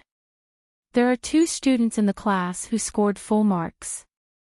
One is Yi Qian, and the other is Zhao Hai. Yi Qian's paper showed no signs of tampering. The time he took to hand in the paper was 34 minutes.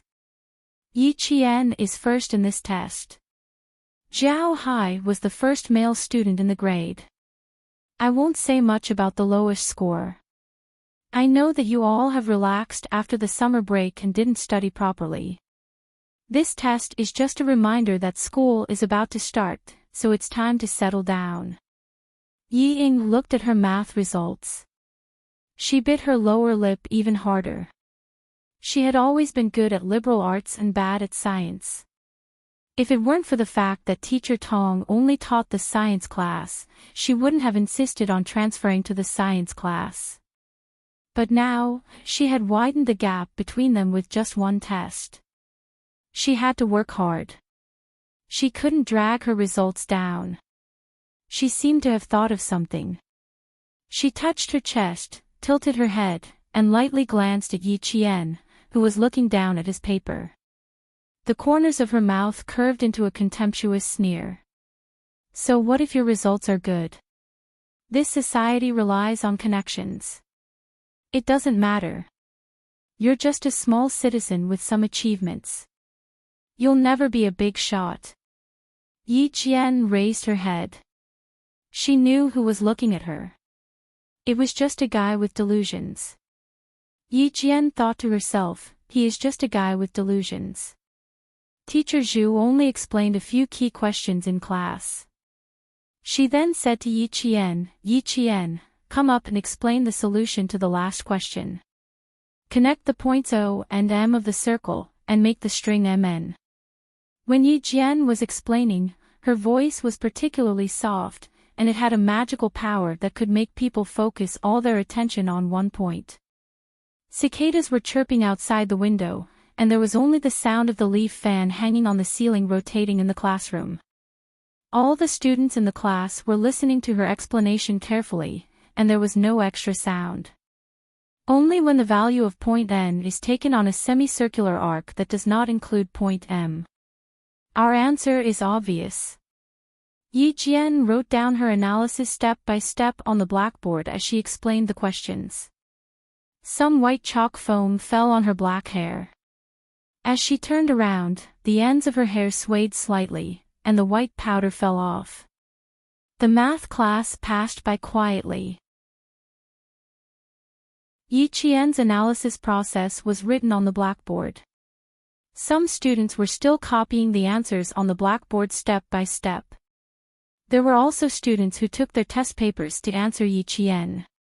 The students who asked the questions had forgotten that Yi Qian had taken a year off from school and skipped a grade to enter the second year of high school. It had only been a day, but they all had the feeling that they had been in the same class as her all along. It was as if they had known each other for years. Just as Teacher Tong said, Yi Qian never rejected her classmates' questions. However, she had a good grasp of her limits. She didn't know how to solve everyone's questions. She imperceptibly told her classmates her principles. She couldn't help them all the time. In the end, they still had to rely on themselves. Class 1 was a class that didn't relax even after class. They listened attentively in class and discussed enthusiastically after class. They only returned to their seats after the bell rang for language class. Chapter 405. Ms. Tong was also holding the test papers from the morning. She handed them in groups and then distributed them to the class. At the age of 52, she stood on the podium and scanned the class with a serious look. After a summer vacation, I believe that all of you have a better understanding of your results. The winner of this test is Yi Jian, who won first place in mathematics and literature. I won't criticize or praise anyone. It won't be too late to talk about it after the test at the end of the month. Yi Qian's ability in this test is obvious to all of you. I don't want to hear any bad rumors in class in the future. Do you hear me? Other than Yi Ying, the rest of the students raised their voices and replied, "Yes, we heard it." Okay, let's arrange the seats according to height. The taller ones can stand at the back. Ms. Tong only said a few words about the test and used the rest of the time to arrange the seats. Even though she didn't say anything, all the students understood that the difference of 1 point could be as big as the difference between heaven and earth. 1 point higher could get them admitted to a key university. 1 point lower could mean they would fail. Yi Ying lowered her head, not because of her score, but because of Ms. Tong's words. The corners of her eyes turned red as she lowered her head. Her hands gripped the edge of her skirt tightly. Her lowered gaze was like the tip of a needle. It was so cold that it sent chills down one's spine. The first day of school passed in a tense atmosphere. When the school gates opened, the sun was already setting. Half of the sky was covered in a gorgeous glow. The students who didn't have boarding houses left the school in groups of 3 or 5. After a while, the boys rode their bicycles and brushed past the girls, leaving behind their whistles and screams. Xia Jinyuan looked at the group of youthful high school students walking out of the school and couldn't help but smile. Not bad, little Fox is also in her second year of high school. The tall and slender man stood elegantly at the school gates with his hands in his pockets. His reserved and elegant temperament had already attracted the attention of countless students. When they saw his face clearly, several high school girls covered their mouths and deliberately walked past him with blushing faces. Yi Qian rubbed his forehead helplessly. Didn't he know to find a less crowded place to wait for him? Do I have to stand at the school gate and wait for wave after wave of students? It was too eye-catching to go over like this. Or... Yi Jian was still thinking about going over later when she saw Yi Ying, who had gone out with the other students, standing in front of Xia Jinyuan. He was surprised that Yi Ying knew him too. How could Yi Ying know him? However, she had laughed and said that she thought he looked familiar, so the girls started to tease her. Then it must be fate. He looks like he's waiting for someone. I wonder whose brother he is. Go and ask him. Then, he was shoved in front of Xia Jinyuan, which was what Yi Qian saw. The little girl was fooling around in front of him. Not only was her eyes wanton, but they were also flickering. Major Xiao's expression remained unchanged as he took a step to the side, patiently waiting for his little fox to come over. If Yi Ying hadn't wanted to come over herself, she wouldn't have pushed it over so easily. But when the somewhat familiar man in front of him acted as if he didn't see him, he was embarrassed and angry at the same time. Chapter 406.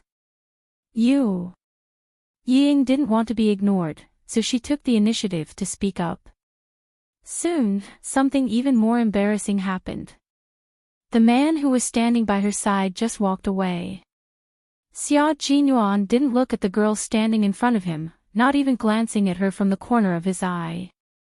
All his attention was focused on the school, so he didn't recognize Yi Ying, who had shoulder-length hair and a small bow on her temples. He never liked girls who took the initiative. When he heard their self-righteous whispers, a trace of disgust flashed across his eyes. Out of gentlemanly behavior, he just walked a little further away to wait. 20 minutes ago, he asked the school guards to look for her in class. Now that the guards had all returned, she was the only one who hadn't appeared. TSK. She probably saw him standing at the school gate where students were coming and going and didn't want to come over. It couldn't be helped. The girl was thin-skinned and didn't want to be close to him. She didn't come out not because she didn't come out, but because she wanted to wait until there were fewer people. Therefore, Major Xia did know Yi Qian well. Ying, you, help me find out. The girl, who had always been close to Yi Ying, was someone Yi Ying wanted to befriend, and whose parents worked in the government, urged Yi Ying to step forward. Ask him who he's looking for, so we can find out more about him in the future. When a 16 or 17-year-old girl became bold, it was really hard for people to take it. Yi Ying didn't want to embarrass herself, but she didn't want to reject the girl's request either.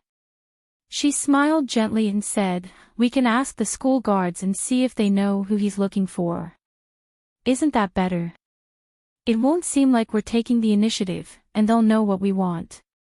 "Oh, Yi Ying, why are you so smart? Let's go ask." The girl seemed to be overjoyed when she heard this. She grabbed Yi Ying's wrist and walked towards the gate guards. Yi Ying, who was about to go over, suddenly realized that if she really went with the girl to ask the school guards, wouldn't she be laughed at by the school guards who saw students every day? She hurriedly grabbed the girl and said to the other two girls, Dan, Lemay, you two quickly stop this crazy person. If we really go to the school guard and ask, the four of us will definitely be found out by the teacher. Instead of studying properly, you actually have the audacity to ask about a strange man. Yi Ying did not say that she was embarrassing herself and rejected them with the excuse that she was doing it for the good of everyone. It had to be said that Yi Ying had her own way of getting along with these classmates who were from well-off families. Just like Yi Jifan, he was talented in such matters. Hearing her words, the two girls who were watching the show hurriedly reached out their hands. The girl who looked like she really wanted to ask the security guards said in unison, "It's done, Yao Jing. Yi Ying is most afraid of teachers, and you're still causing trouble for her. She helped us solve our summer homework this afternoon. You can't go back on your word and let her be criticized by the teacher. What a coward. Ching, don't ask anymore. I saw that man. He didn't react at all when he saw Yi Ying standing in front of him. He's probably a difficult person to get along with. Yao Jing's parents both worked in the government, and she had been pampered since she was young. After glancing at Yi Ying, she raised her eyebrows and laughed. Look at how scared you guys are. Do you think I'll really ask? Silly. It's the first day of school and I'm already walking into the muzzle of a gun. Hearing this, Yi Ying's heart skipped a beat. None of these students who came from rich and powerful families were stupid. Although their grades were bad, they were all smart people. Chapter 407. If she hadn't stopped Yao Jing in time, she wouldn't have been able to get into their circle starting tomorrow. Yi Qian saw everything clearly and was amused by Xia Jinyuan's behavior. She pursed her lips and giggled. After watching him walk towards the green belt on the right, Yi Qian came out of her hiding place and walked towards the school gate. After walking less than a meter, she heard the new class monitor's voice behind her. Mom, I finally found you, Vice Class Monitor Yi Qian. Did you forget to go to the teacher's meeting room after school? Hurry up, Teacher Tong will be waiting for you later. If he hadn't mentioned it, she would have forgotten.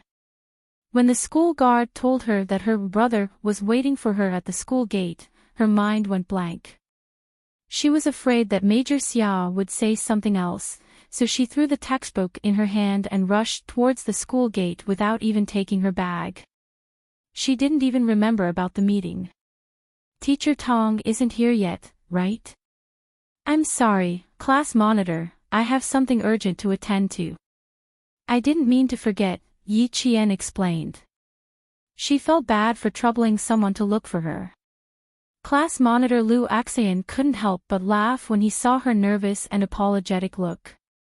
Boys had loud voices and were going through puberty, so his laughter sounded weird. Why are you so nervous? I just thought that since today is the first day of the meeting with the teacher, we should leave a good impression on Teacher Tong. Besides, I'm the class monitor. How can I be left behind when I take the lead? It's okay, Teacher Tong isn't here yet. She's in the principal's meeting room. Yi Qian felt a little relieved after hearing his words. Just as Lu Axian said, she was indeed a little nervous. When dealing with male soldiers, she could be rough with them.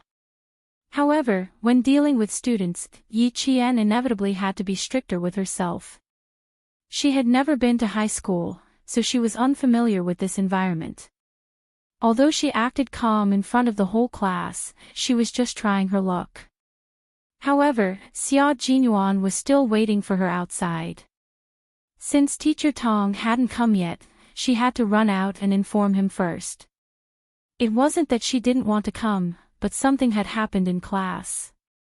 Yi Qian then said to LV Axian, class rep, my brother.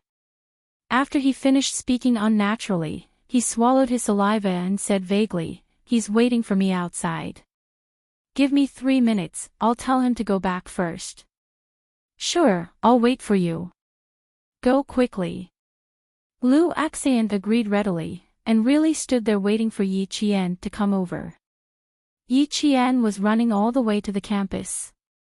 He was running towards the green belt that she had seen him running towards. Where was he? He ran over but didn't see anyone. Yi Qian didn't have much time to look around, but he didn't see anyone he was familiar with. Did he leave? Why did she come out after she left? Looking for me. A cheerful voice came from behind her. Xia Jinyuan walked over leisurely with a bottle of mineral water in his hand and teased, 25 minutes. Did you just come over for dinner? In fact, he had already seen her running out in a hurry, but he didn't say anything because he wanted to see her look when she was looking for him. Yi Qian heard the voice behind her, so she turned around and said, Captain Xia, I have a class meeting. The class monitor is here. I'm sorry. I have to go back now. I was afraid that you would be waiting outside, so I ran out to look for you. As she spoke, she couldn't help but look around, as if she was afraid that her classmates would notice her. However, this caused Xia Jinyuan to laugh in a low voice. Chapter 408. Xia Jinyuan laughed involuntarily as he looked at the slender figure who was even more hurried than him. The corners of his mouth curled up slightly as he pondered whether he should come over at night or wait for her to finish her class. If he waited for her to finish her class. It was only 5:30 p.m., and it would take a few hours to reach 9 p.m. Why did he feel like a wife-gazing rock? The slender figure quickly met up with a boy. Then, the two of them hurriedly walked side by side into the school grounds. Xia Jinyuan, who had been watching the whole time, narrowed his eyes dangerously. They were getting a little too close. Should he mention it at night? The boy was immature, but the little fox he had his eyes on was immature as well. They were both still young and inexperienced. If they accidentally fell in love, he wouldn't even have a chance to cry. He didn't even dare to taste the little girl he had raised for more than 2 years. If another boy not only tasted her freshness, but also plucked the forbidden fruit that was not yet ripe, he would vomit blood. Thinking back to his high school life, the young masters in the capital all matured early. There were a few who had some money at home, and as soon as the fertility function was put to use, they would immediately find a clean and pretty lady and play with her happily. The boys nowadays were much more daring than before. They weren't even fully grown yet they already had the bad habit of getting physical. No, he had to remind the little fox to set her sights higher. She couldn't be blinded by a little boy who was still wet behind the ears. In the school grounds, Lu Axian saw a camphor leaf fall into Yi Qian's shoulder-length black hair. He raised his hand to remove it, but Yi Qian moved sideways faster than he could raise his hand. He dodged to the side and laughed, "There's a leaf in my hair." Camphor leaves. Our school has a lot of camphor leaves, and leaves often fall into the hair of girls. Lu Axian, who was able to become the class monitor despite not having the best grades, immediately thought of something and explained, "Us boys often help girls remove leaves from their hair because of this. You don't mind?" Yi Qian smiled and said naturally, "I thought it was a bug and got a fright." This was how she interacted with her students. She couldn't directly say that she didn't like anyone to be close to her or have any intimate contact with her. There are insects too, but it's spring now. In the future. LV Axian didn't take it to heart. Everyone was getting to know each other, and he was indeed a little rash just now. Moreover, a beautiful girl like Yi Qian with good grades would more or less have her own principles. Xia Jinyuan saw this scene and his sexy thin lips curled up into a smile. His little fox was quite principled. At the very least, she was still not used to having even the slightest bit of intimate contact with other boys under normal circumstances. Xia Jinyuan glanced at the school gate, where his little fox was nowhere to be seen. He was about to wait outside the school when he received a call from Xia Yiwei. He continued to stand under the shade of the tree and answered the call with a smile. "Do you have any orders for me again?" In the principal's meeting room, Principal Chow gestured for the teachers to circulate the photocopied documents in his hand. There were many teachers' meetings during the start of the school year, and this time, the teachers attending the meeting were the form teachers of the second and third years. Social practice activities will be fully implemented this year. Our province's #1 middle school has taken the lead. 7 of the first year's classes have already gathered together for military training. This document is the fax I just received. The Provincial Education Bureau has decided that there will be a social practice activity for the second and third years of high school this year, and it will be included as a compulsory course. The results will be recorded in the student records as one of the conditions for students to graduate. Chapter 409. Principal Chow sat at the head of the meeting and said seriously, This is a practical activity to improve the students' ideological and political awareness, stimulate their patriotism, and strengthen their national defense and national security awareness. Therefore, our school must follow the arrangements closely and complete all the social practice activities for the second and third year classes in the second half of this year. In the meantime, the school will set up a student military training leadership group. Under the leadership group, the military training team will be responsible for the implementation of the students' military training and actively cooperate with the military training team to complete the arrangements and meetings for the second and third year classes. All the form teachers took the documents and read them. When they saw the military training schedule, they were all relieved.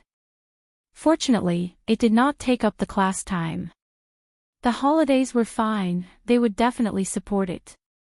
Also, it was fine to let the delicate students get rid of their squeamishness. Principal Chow, who ended the meeting in less than 10 minutes, did not return to his office. Instead, he rushed to the school gate. After the meeting, Miss Tong summarized Principal Chow's words and told the class committee. Yi Qian thought that she could not go back to the village to accompany Grandpa Jen on October 1st. She did not think that she could not have fun during the holidays. She only wanted to go back to the village during the holidays. My dad said he would take me to Mount Huangshan during the 7-day break. Now it's over. After Ms. Tong left, the lifestyle committee member, Wang Rui, complained, "Why are we so unlucky to have a 7-day break to participate in the military training this year?" Don't complain. Didn't you hear what Teacher Tong said? This will be recorded in the students' records as one of the conditions for graduation. LV Axion did not have any objections. He said happily, "I think it's pretty good. My dad said that if I don't get into university, I will join the army after high school. That's a good idea. However, I heard that being a soldier is very tough." Another boy laughed and said, "So what? I think it's pretty good to be a soldier. LV Axion, why don't we make an appointment? If we don't get into university, we will both join the army."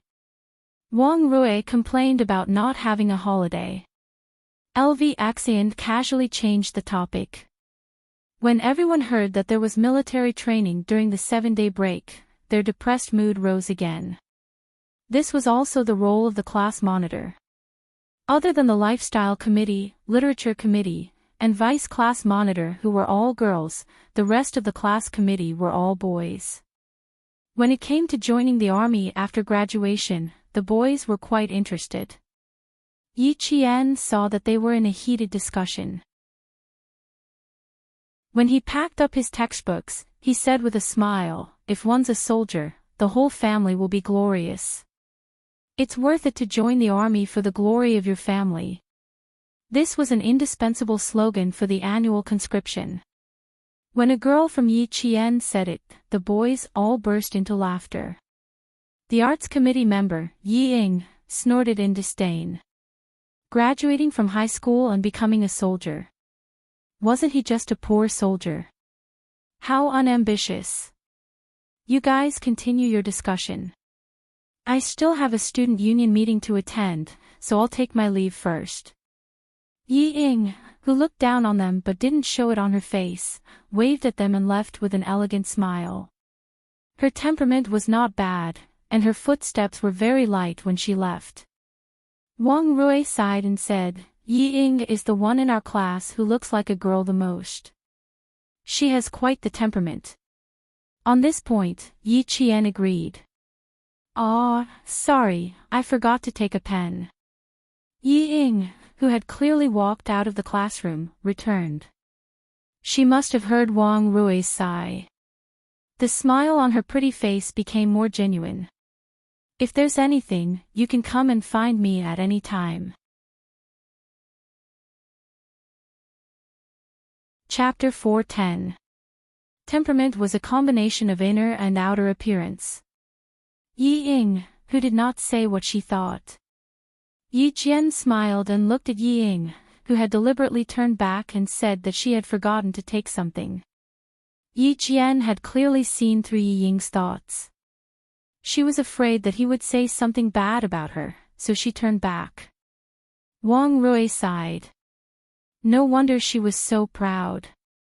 Yi Ying thought too highly of herself. She had always been wary of Yi Zhifan, who had personally sent her daughter to become the wife of a high school official. This person was the one she was most wary of. She looked at the time. The small meeting had taken half an hour. Xia Jinyuan shouldn't be waiting outside. Yi Qian wasn't sure if he was waiting. After thinking for a few seconds, she finally ran to the school gate. After the last rays of the sun disappeared, the sky was gray. Standing at the school gate, Yi Qian grabbed the railing with both hands and looked around. After confirming that there was no familiar figure, she returned to the dormitory. She left easily. Before leaving, Mr. Xia started the car and looked at the school through the rearview mirror. When he saw the gate slowly closing, he stepped on the gas and left. He returned to the hotel and parked his car. Just as he was about to enter the hotel lobby, he heard the sound of a car horn. After 2 beeps, Xia Jinyuan realized that it was him. He turned to look. I thought my eyes were playing tricks on me. So it really is Major Xia. Principal Chow got out of a black car that was about to drive out of the hotel. The car door opened but didn't close immediately. In the remaining light of the sky and the hotel's streetlights, Xia Jinyuan saw a clean figure sitting on the other side of the car seat, elegant but with habitual indifference. He had a good memory, especially as a special forces soldier. As long as he took a second look at someone or something, he would remember it. Although the person in the car didn't get out, Xia Jinyuan already knew who he was. Qin Xiu, the most talented son of the diplomatic Qin family. Xia Jinyuan met Qin Xiu during a diplomatic meeting between the two countries. He was in charge of the security of the country's leaders. Qin Xiu was the leader's interpreter. Including yesterday, they had met twice. Headmaster Chow, hello. Xia Jinyuan, who was dressed casually, nodded slightly and asked with a smile, sorry for troubling you last night, Principal Chow. I didn't expect you to be so busy with Yi Qian until midnight. It wasn't convenient for us to go back to school, so we had to stay in a hotel for the night. Qin Xiu, who was in the car, slightly moved. Yi Qian. Qin Xiu narrowed his eyes. It turned out that she had helped the criminal police unit to find the needle in the sea of people last night. It seemed that not only was she stunningly beautiful, she was also quite capable. Qin Xiu's slender, artistic hands gently flicked on his knees. His mind flashed back to yesterday morning when he saw the girl's face through a piece of glass. She seemed to be full of sunshine, stunning him. And this student is quite patient. Thinking about how she accompanied him for more than 40 minutes at noon yesterday, Qin Xiu's thin lips curled up slightly. She was quite an interesting girl. Qin Xiu didn't know Xia Jinyuan. In his impression, he had never met Xia Jinyuan before. He, who didn't get to know people easily, sat in the car leisurely, enjoying the air conditioner and waiting for the greetings to end. I won't be joining you tonight, I still have something to do here.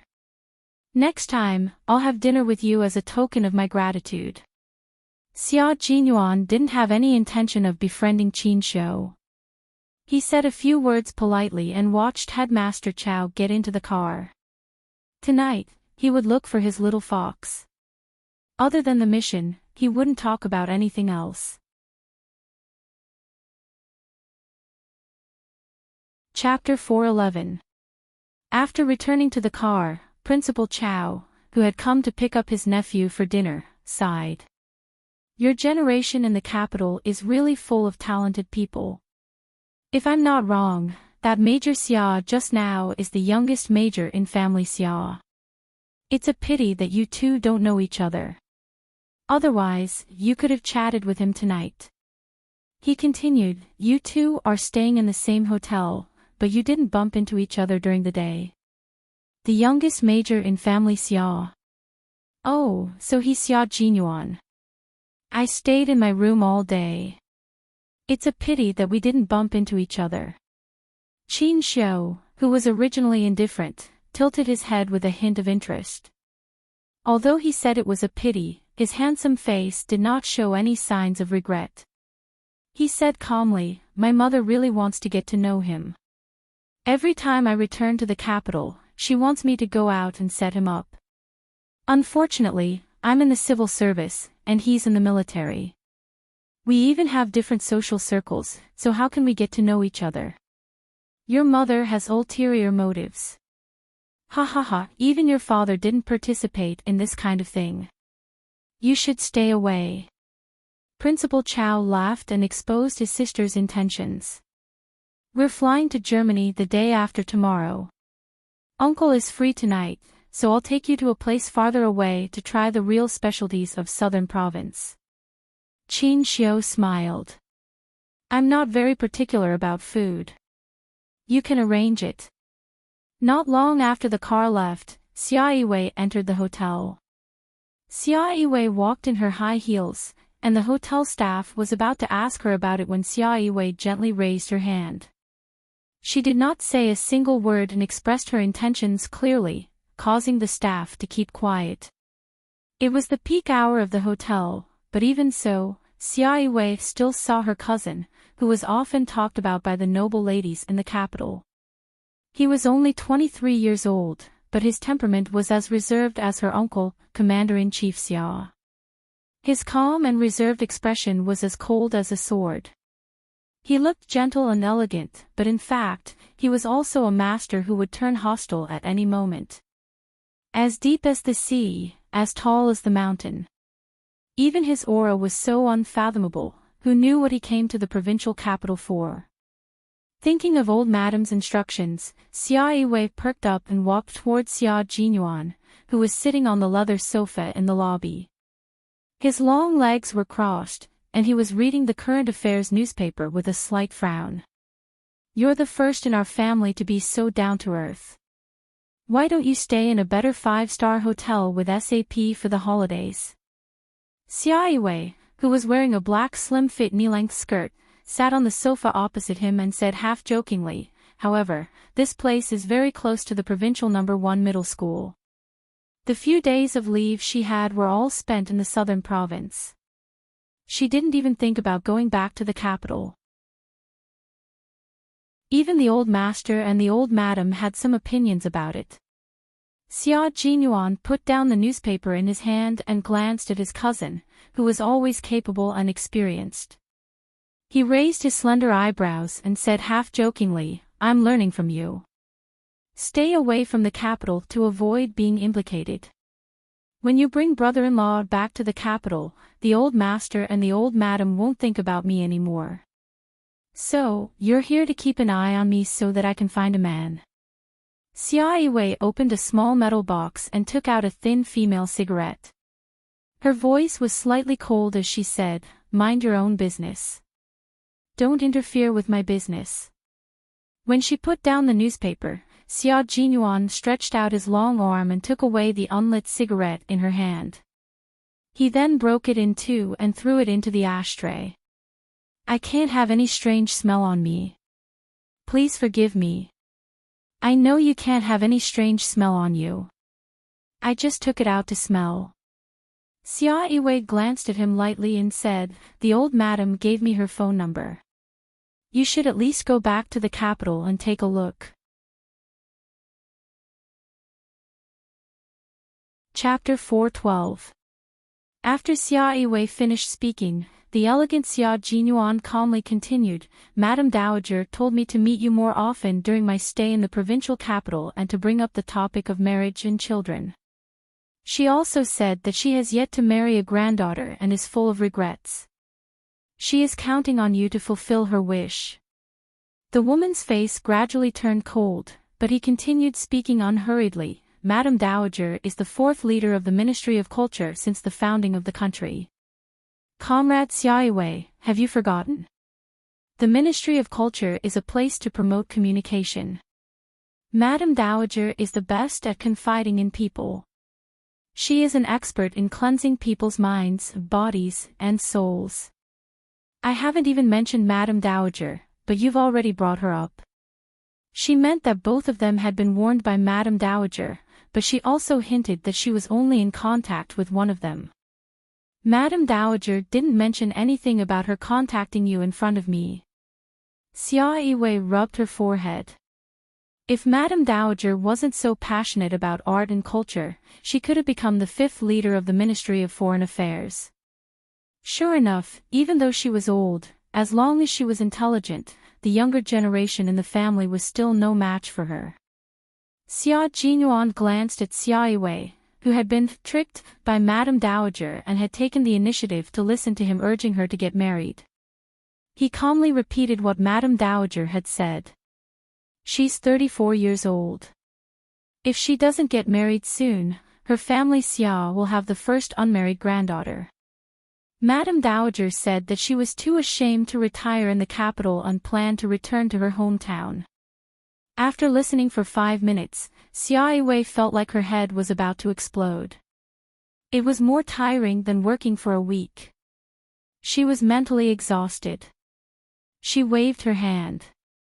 She was so tired that she dragged her legs and stood up. I've never seen you. You've never seen me. What else? Xia Jinyuan also stood up and looked at his cousin who was trying to escape. The smile on his thin lips was somewhat unfathomable. Sister, you must have forgotten to say something.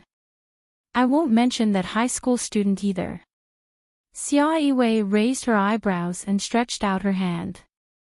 I hope we have a pleasant cooperation. Pleasant cooperation. Xia Jinyuan stretched out his hand. Both of them had secrets that they didn't want their families to find out, so cooperation was the most pleasant. Otherwise, he wouldn't have driven back to the hotel and would have waited for his little fox at the school gate. I have something to do at 9 o'clock. Miss Xia, don't call me unless it's an emergency. Xia Jinyuan put the newspaper away and said to the successful woman who had reached a consensus, Now, I need to leave. I won't wait for Miss Xia. Goodbye. Burning the bridge after crossing the river was actually referring to him. After taking 2 steps, Xia Jinyuan suddenly turned around and smiled gently at the expressionless Xia Yiwei. A good man is also afraid of a strong woman. Sister, it's okay to lower yourself occasionally. There's no need to be too reserved. Just like me. Tidying up his clothes, the smile on his handsome face had a deep meaning. Sometimes, I have to make the little fox I'm raising feel guilty, and occasionally show my maturity, so that she can only think that I'm qualified to be her partner. Chasing a little fox was a protracted battle. He had done all the preparations. In the classroom, Yi Qian glanced at his watch countless times as he flipped through the revision materials. Captain Xia said she would look for her tonight. She wouldn't really come, right? Chapter 413. He didn't go back to school last night. Could it be that he won't go back to the dormitory again tonight? No, I can't agree to let him go out. The dormitory teacher will check the dormitory tonight. But since he said he would come, based on my understanding of him, Captain Xia, who was a man of his word, will definitely come. Could it be that he came to school to look for me? That's not likely. The boarding system and management of the dormitory in the province were quite strict. How could the school guard let a strange man in at night? Climb over the wall. When she suddenly thought of this possibility, Yi Qian couldn't help but laugh out loud. However, it was also thanks to such a convulsive thought that his drifting thoughts were slightly restrained. That elegant soldier from the Special Forces, a major, had climbed over the wall to look for him. The more Yi Qian thought about it, the more she wanted to laugh. She didn't know that Xia Jinyuan was by the Swan Lake at this time. Not only him, but also Headmaster Chin. She might come back a little late tonight. It's a rare opportunity, so I'll take her to have a look. If Xia Jinyuan wanted to come over, of course he would do it openly. But then again, if it was just a look for Yi Qian, the major did think about climbing over the wall. But even Yu Lao was on his side, giving him the opportunity to take Little Fox away. How could Principal Chin refuse something that would benefit Yi Qian's training? He smiled and said, I can leave you a back door, but Captain Xia, the girl still has to come for her morning self-study tomorrow morning. She can't get special treatment. Uncle Chen, don't worry. I'll bring her back before 1:30. Xia Jinyuan smiled calmly. Faced with the scrutiny of a world-class sniper, he said calmly, this training is for her replacement and will last for half a year. If it's possible, Uncle Chin, can you see if you can arrange some time for her to practice at night? Headmaster Chin looked at the young major in front of him, who was fighting for opportunities for the little girl, and joked, Captain Xia, you're investing, right? Investments are risky. Be careful that you don't lose everything.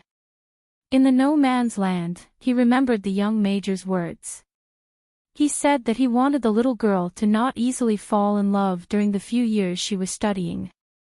He wanted her to reach a standard that only he could meet when it came to choosing a boyfriend. However, love had always been unpredictable. Sometimes, the person you liked was not as good as the person beside you, but you just had to fall in love with him. After a moment of silence, Xia Jinyuan sneered, Uncle Chen, I don't think this is an investment. This is a pursuit. I'm pursuing a good girl in my own way. It's just that she's still young and doesn't like to accept help from others. As for me, I'll point out a clear path appropriately. The rest is up to her to explore and move forward. Don't you think that I've been holding her hand and walking forward? When she needed help, I would not leave her. When she fell, I would be there for her. When she soared into the sky, I would still be by her side. Uncle Chen, do you think this kind of pursuit is not good? Not good. It was so good that he was speechless. He was so affectionate. He was afraid that if the girl knew, would she run away? The girl was used to being independent. Suddenly, there was a man who could walk side by side with her, and he was also his comrade. Principal Chin seemed to see how hard the major's pursuit was. Chapter 4:14. He could foresee how hard it would be, and this young major would know as well. Uncle Chen patted him on the shoulder with a smile and said encouragingly, perseverance is one of the qualities a soldier should have. Major, you've done well. I won't just do well. I will do so well that she will see me as a comrade who will walk hand in hand with her for the rest of her life, a comrade with double identities. Xia Jinyuan smiled and looked in the direction of the school building. The classroom was brightly lit. Yi Qian didn't know that someone was waiting for her outside until a boy behind her asked her a math question. She suddenly realized she had laughed for half of the evening's self-study because of a baseless guess like, will Captain Xia climb over the wall to find me? Classes were classes. Even during self-study, she couldn't think about things unrelated to her studies. Not even Captain Xia. Soon, Yi Jian, who had sobered up, adjusted her state of mind.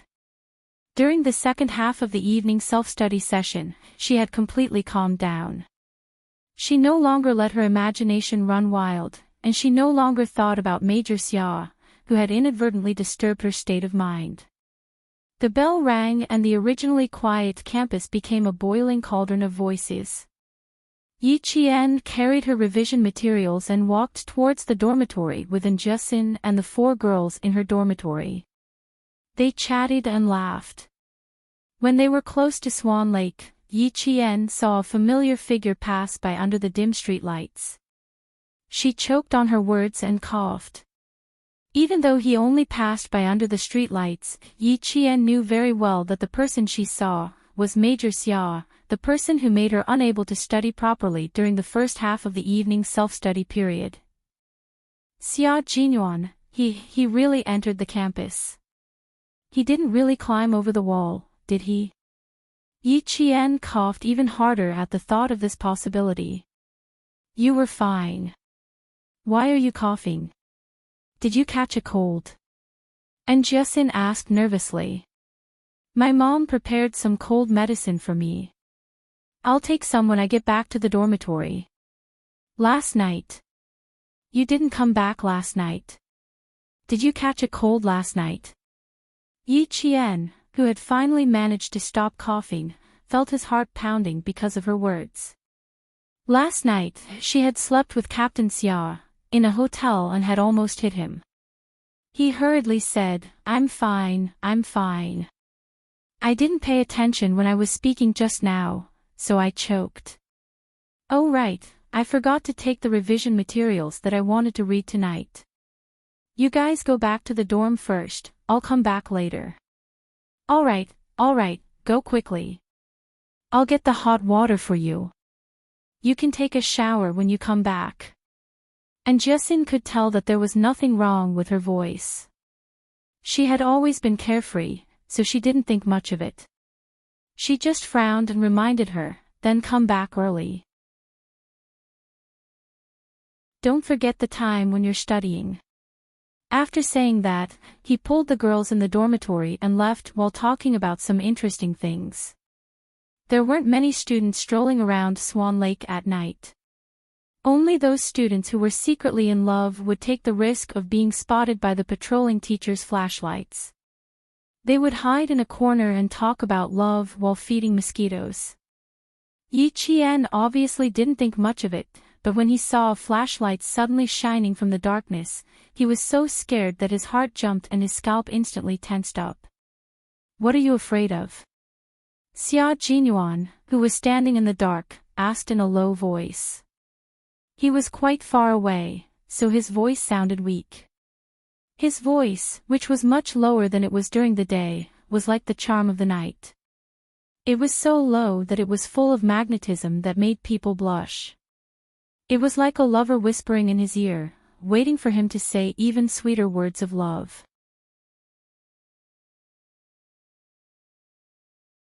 Chapter 4:15. He didn't walk out immediately. Instead, he admired her cautiousness and observed her sly, fox-like side.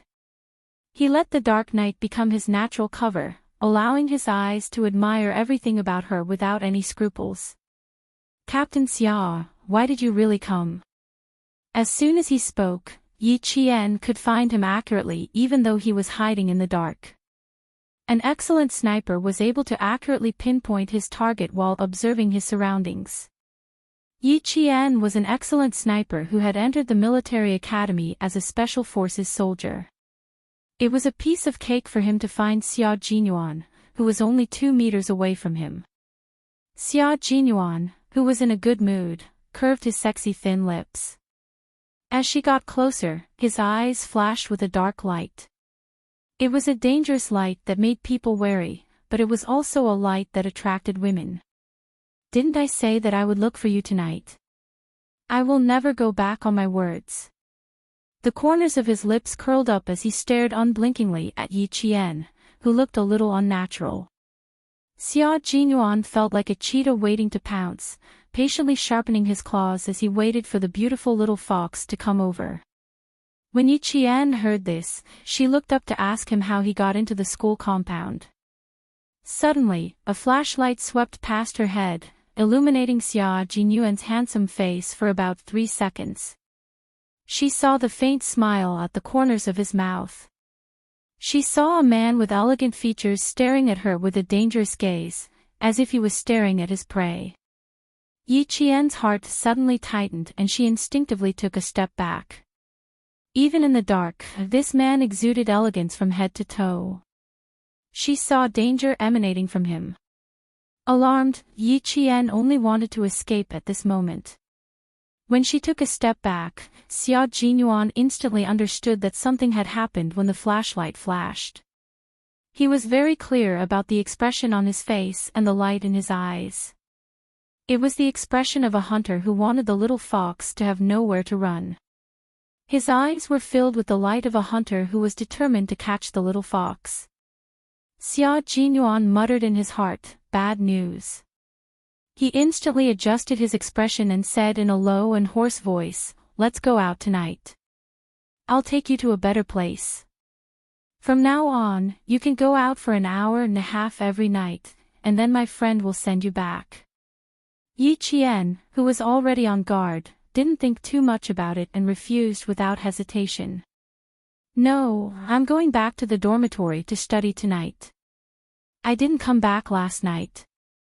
My roommates didn't say anything, but they clearly didn't want me to stay out late." The look in his eyes just now was too frightening. It was as if she was his prey and he was the beast waiting for an opportunity to prey. She really didn't like this feeling. "How about this? I'll go ask Uncle Chin. If he agrees, do you agree as well?" It wasn't easy to close the distance between the two of them. Xia Jinyuan didn't want to ruin his plan because of a flashlight. Fortunately, he had already chatted with Uncle Chin for half an hour before she came. If she asked Uncle Chen's opinion now, she would definitely have to leave with him. Principal Chen's dormitory had a phone installed, so he could contact him anytime. But why did it sound like he was so sure that Uncle Chin would agree? Could it be that he was brought in by Uncle Chin? Yi Qian thought to herself. Since he dared to call Uncle Chin, the place he was taking her to must have something to do with training. As long as it was something related to training, Uncle Chin would agree. Chapter 4:16. Headmaster Chin, who had been waiting for the call, picked it up and said, "Girl, Captain Xia is here to bring you there. Since our target is a special forces soldier, you have to know how to fly in the sky and run underground. The way back is to run underground. Go, you won't be at a disadvantage." He even told Yi Qian to come back later. "Girl, this is a good opportunity. Go with Captain Xia. It doesn't matter if you come back later. Just give me a call before you come back, and I'll pick you up from the back door." Wasn't the training for motor vehicle soldiers in the army a good opportunity? The training for motor vehicle soldiers is different from ordinary motor vehicle soldiers. This batch of motor vehicle soldiers isn't just motor vehicle soldiers. After they got into the car, Xia Jinyuan briefly mentioned the training to Yi Qian. The regiment commander of Fujian town is also there. He'll be very happy to see you. Their identity wasn't just motor vehicle soldiers. This batch of motor vehicle soldiers was sent to serve leaders who often had to go abroad or to certain places for secret missions. They were both motor vehicle soldiers and bodyguards. The types of soldiers in the army weren't only known to the general public. What kind of responsibilities these soldiers might have in the dark were not known to the public. Xia Jinyuan didn't go into detail. Based on Yi Qian's understanding of the army, he could more or less guess. It was fine as long as he knew it in his heart. There was no need to say it out loud. Of course, she was happy. The corners of her eyes were raised with a faint smile the entire time. Finally, she wasn't thinking about what happened in the past. Xia Jinyuan, who had been watching from the corner of his eye, heaved a sigh of relief. He had to be more careful next time. He mustn't think that he could do whatever he wanted in the dark. Little Fox was a fox. He couldn't let her see any clues. It was 9:25 when they left the campus. After they got into the car, Xia Jinyuan increased the speed of the car to the speed that wouldn't allow the traffic police to issue a ticket. After they got on the ring road, they sped out of control for about 30 kilometers out of the city. At 10:20, they arrived at what looked like an abandoned factory from the outside. The southern province was in the midst of development and construction, and there would always be some investment projects that failed. This industrial park was intentionally failed and was enclosed by the government. Until now, it was still in ruins. There was no one within a radius of 40 to 50 miles. Even if there was a commotion inside, no one would be able to hear it from outside. As soon as the car came to a stop, Yi Qian turned off the engine and unlocked the car. His gaze was cold and sharp as he looked out of the car window. Get off. Xia Jinyuan opened the car door first and gestured for Yi Qian to get out of the car. The sentries are standing guard outside. This is a military-restricted area. To outsiders, this is an industrial park that failed to invest in. And inside, what you see is another world. A sentry who was hidden in the darkness walked over with a gun in his hand. There was no light, and he relied on night vision goggles to carry out his duty. Xia Jinyuan took out his military officer certificate and the pass he got from Uncle Qin. It was Yi Jian's pass to enter and leave the provincial military area. He passed it to the sentry and said, "Contact Regiment Lu and tell him that Xia Jinyuan is here with Yi Jian. Please pass." It wasn't just one sentry. There were at least 5 sentries nearby, and they were all hidden sentries. The atmosphere was rather cold, and there was a sense of oppression that would make people afraid. However, Yi Qian felt very comfortable. She knew that this sense of oppression came from the hidden sentries. They were watching her and were always prepared for battle. After the sentry saluted, he immediately contacted the inside. Soon, he handed the ID in his hand to Xia Jinyuan and saluted again. "Major, please give me the car keys. Thank you for your cooperation."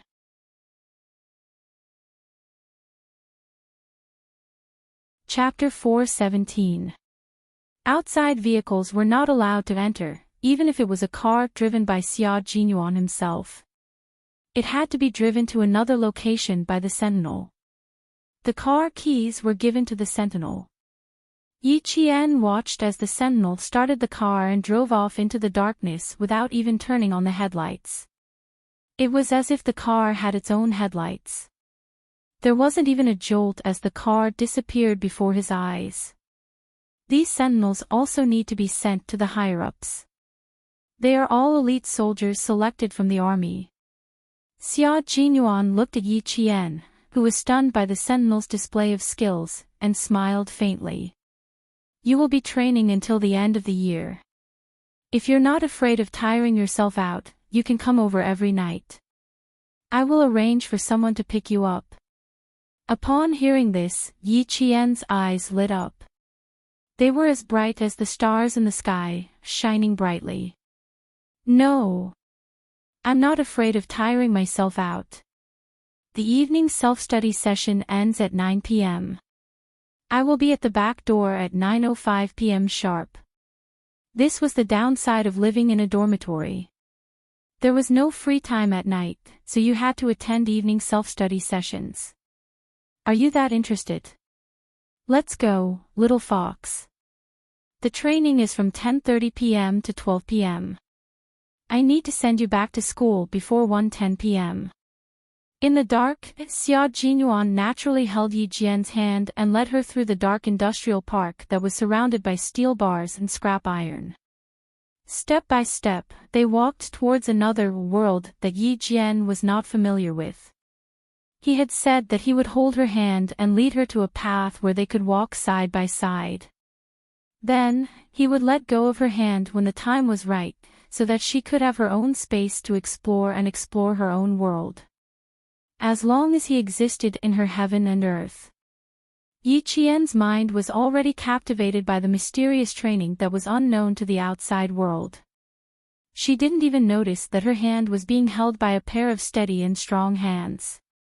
With him leading her, even if the path ahead was dark, there was no fear. There was only trust. They passed through 2 abandoned factories that were only 5 stories tall. Just as they were about to approach the 3rd building, Yi Qian suddenly felt a tremor in the ground. It was as if something was shaking underground. It was quiet outside, and there was no light inside. Apart from the tremors underground, could it be that there was another world underground? That's right, it's just as you thought. She paused slightly, and Xia Jinyuan could guess what she was thinking. All the training will be done underground. Firstly, it won't disturb the public. Secondly, it will avoid being noticed. Most importantly, it will prevent the news from leaking out. Otherwise, why would the country spend so much on the military? In such a great country, if you want the country to prosper and the people to be at peace, you must first have a strong army.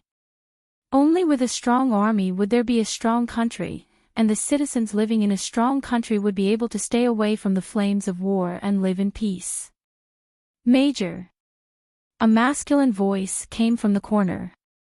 Then, a light flashed. Yi Qian saw a soldier in a training uniform standing in front of an abandoned staircase, waiting.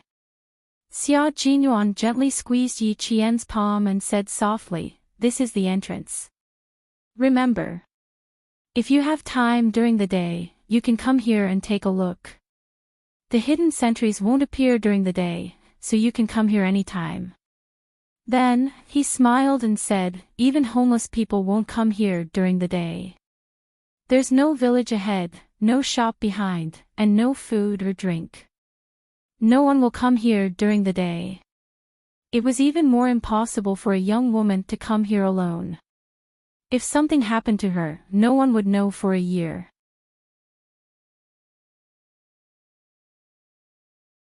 Chapter 418. That was what the commoners thought, but no one knew that this seemingly dangerous place was actually the safest place. It was a hidden military base. Although the hidden sentries would not easily reveal themselves, they would still appear in civilian clothes and send them away when they discovered any undesirable personnel.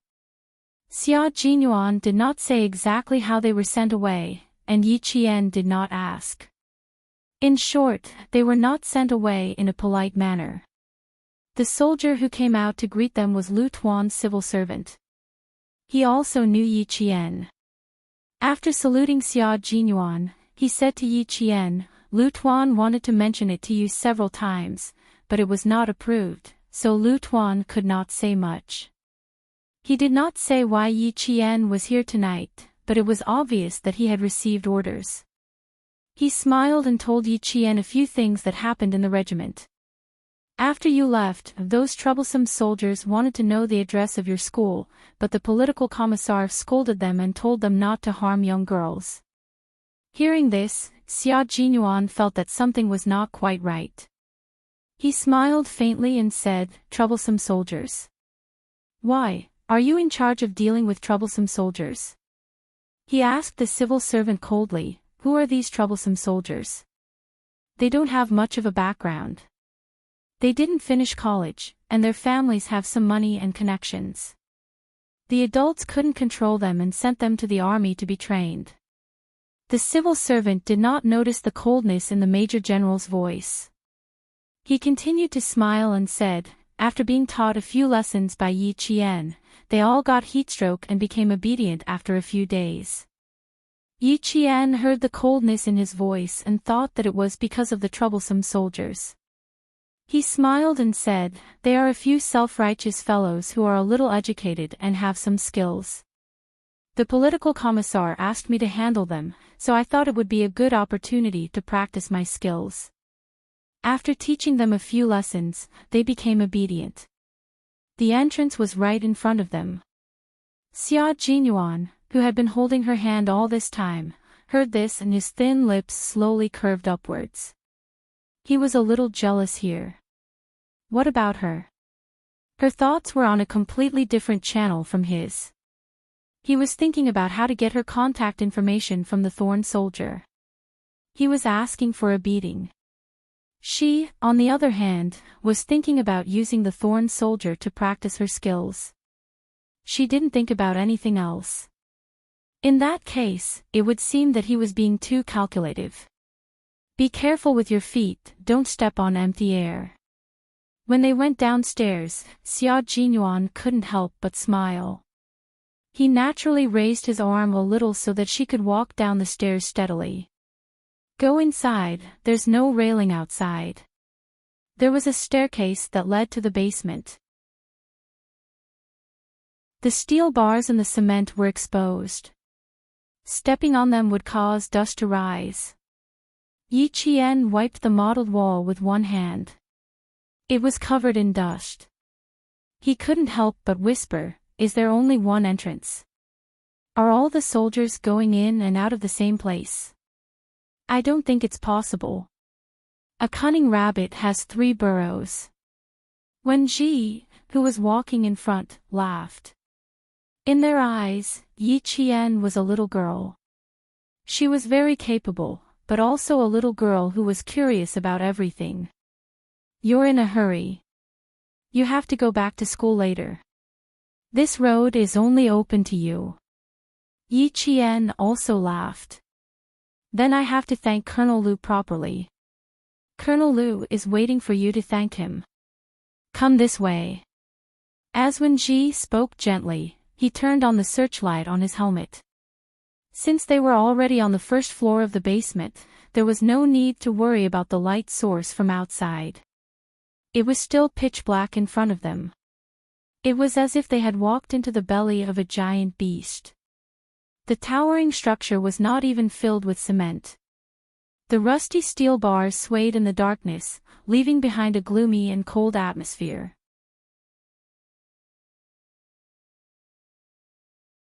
Chapter 419. Yi Qian wasn't afraid at night. When she was chased by Yi Ying's men, she had even crawled through underground gas pipes and sewer pipes. She could still feel the tremors beneath her feet. When Wen Ji pushed open a rusty fire door, just as Xia Jinyuan had said, a whole new world appeared in front of her. The roar of the engine was so loud that it made her blood flow faster. It was so loud that her eyes were drawn to the huge and complicated training ground. She couldn't take her eyes off it. Wen Ji closed the soundproof door again and locked it with a click. She said to Yi Qian, "Lu Tuan is in front. He doesn't have time for now.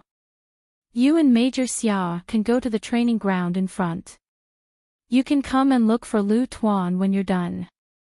She saluted Xia Jinyuan again before leaving. Yi Qian said, "Thank you." She couldn't wait to look at the training ground. Bang, bang, bang. Bullets were fired from inside the jeep. They weren't real bullets but blanks. Even so, they were still powerful. The soldiers in the jeep opened fire. No one was allowed to stand within range of the blanks. Used 3 minutes and 4 seconds. Failed. Bullet hit rate. Passed.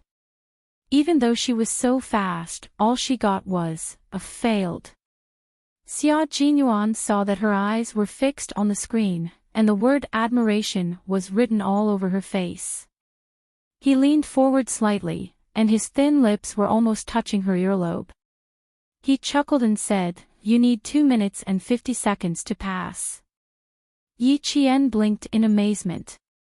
He didn't realize that Xia Jinyuan was standing so close to him. He turned around and looked at Xia Jinyuan with eyes as bright as stars. His usually calm voice trembled slightly. "Can I practice with them tonight?" Xia Jinyuan raised his eyebrows and curved his sexy lips into a half-smile.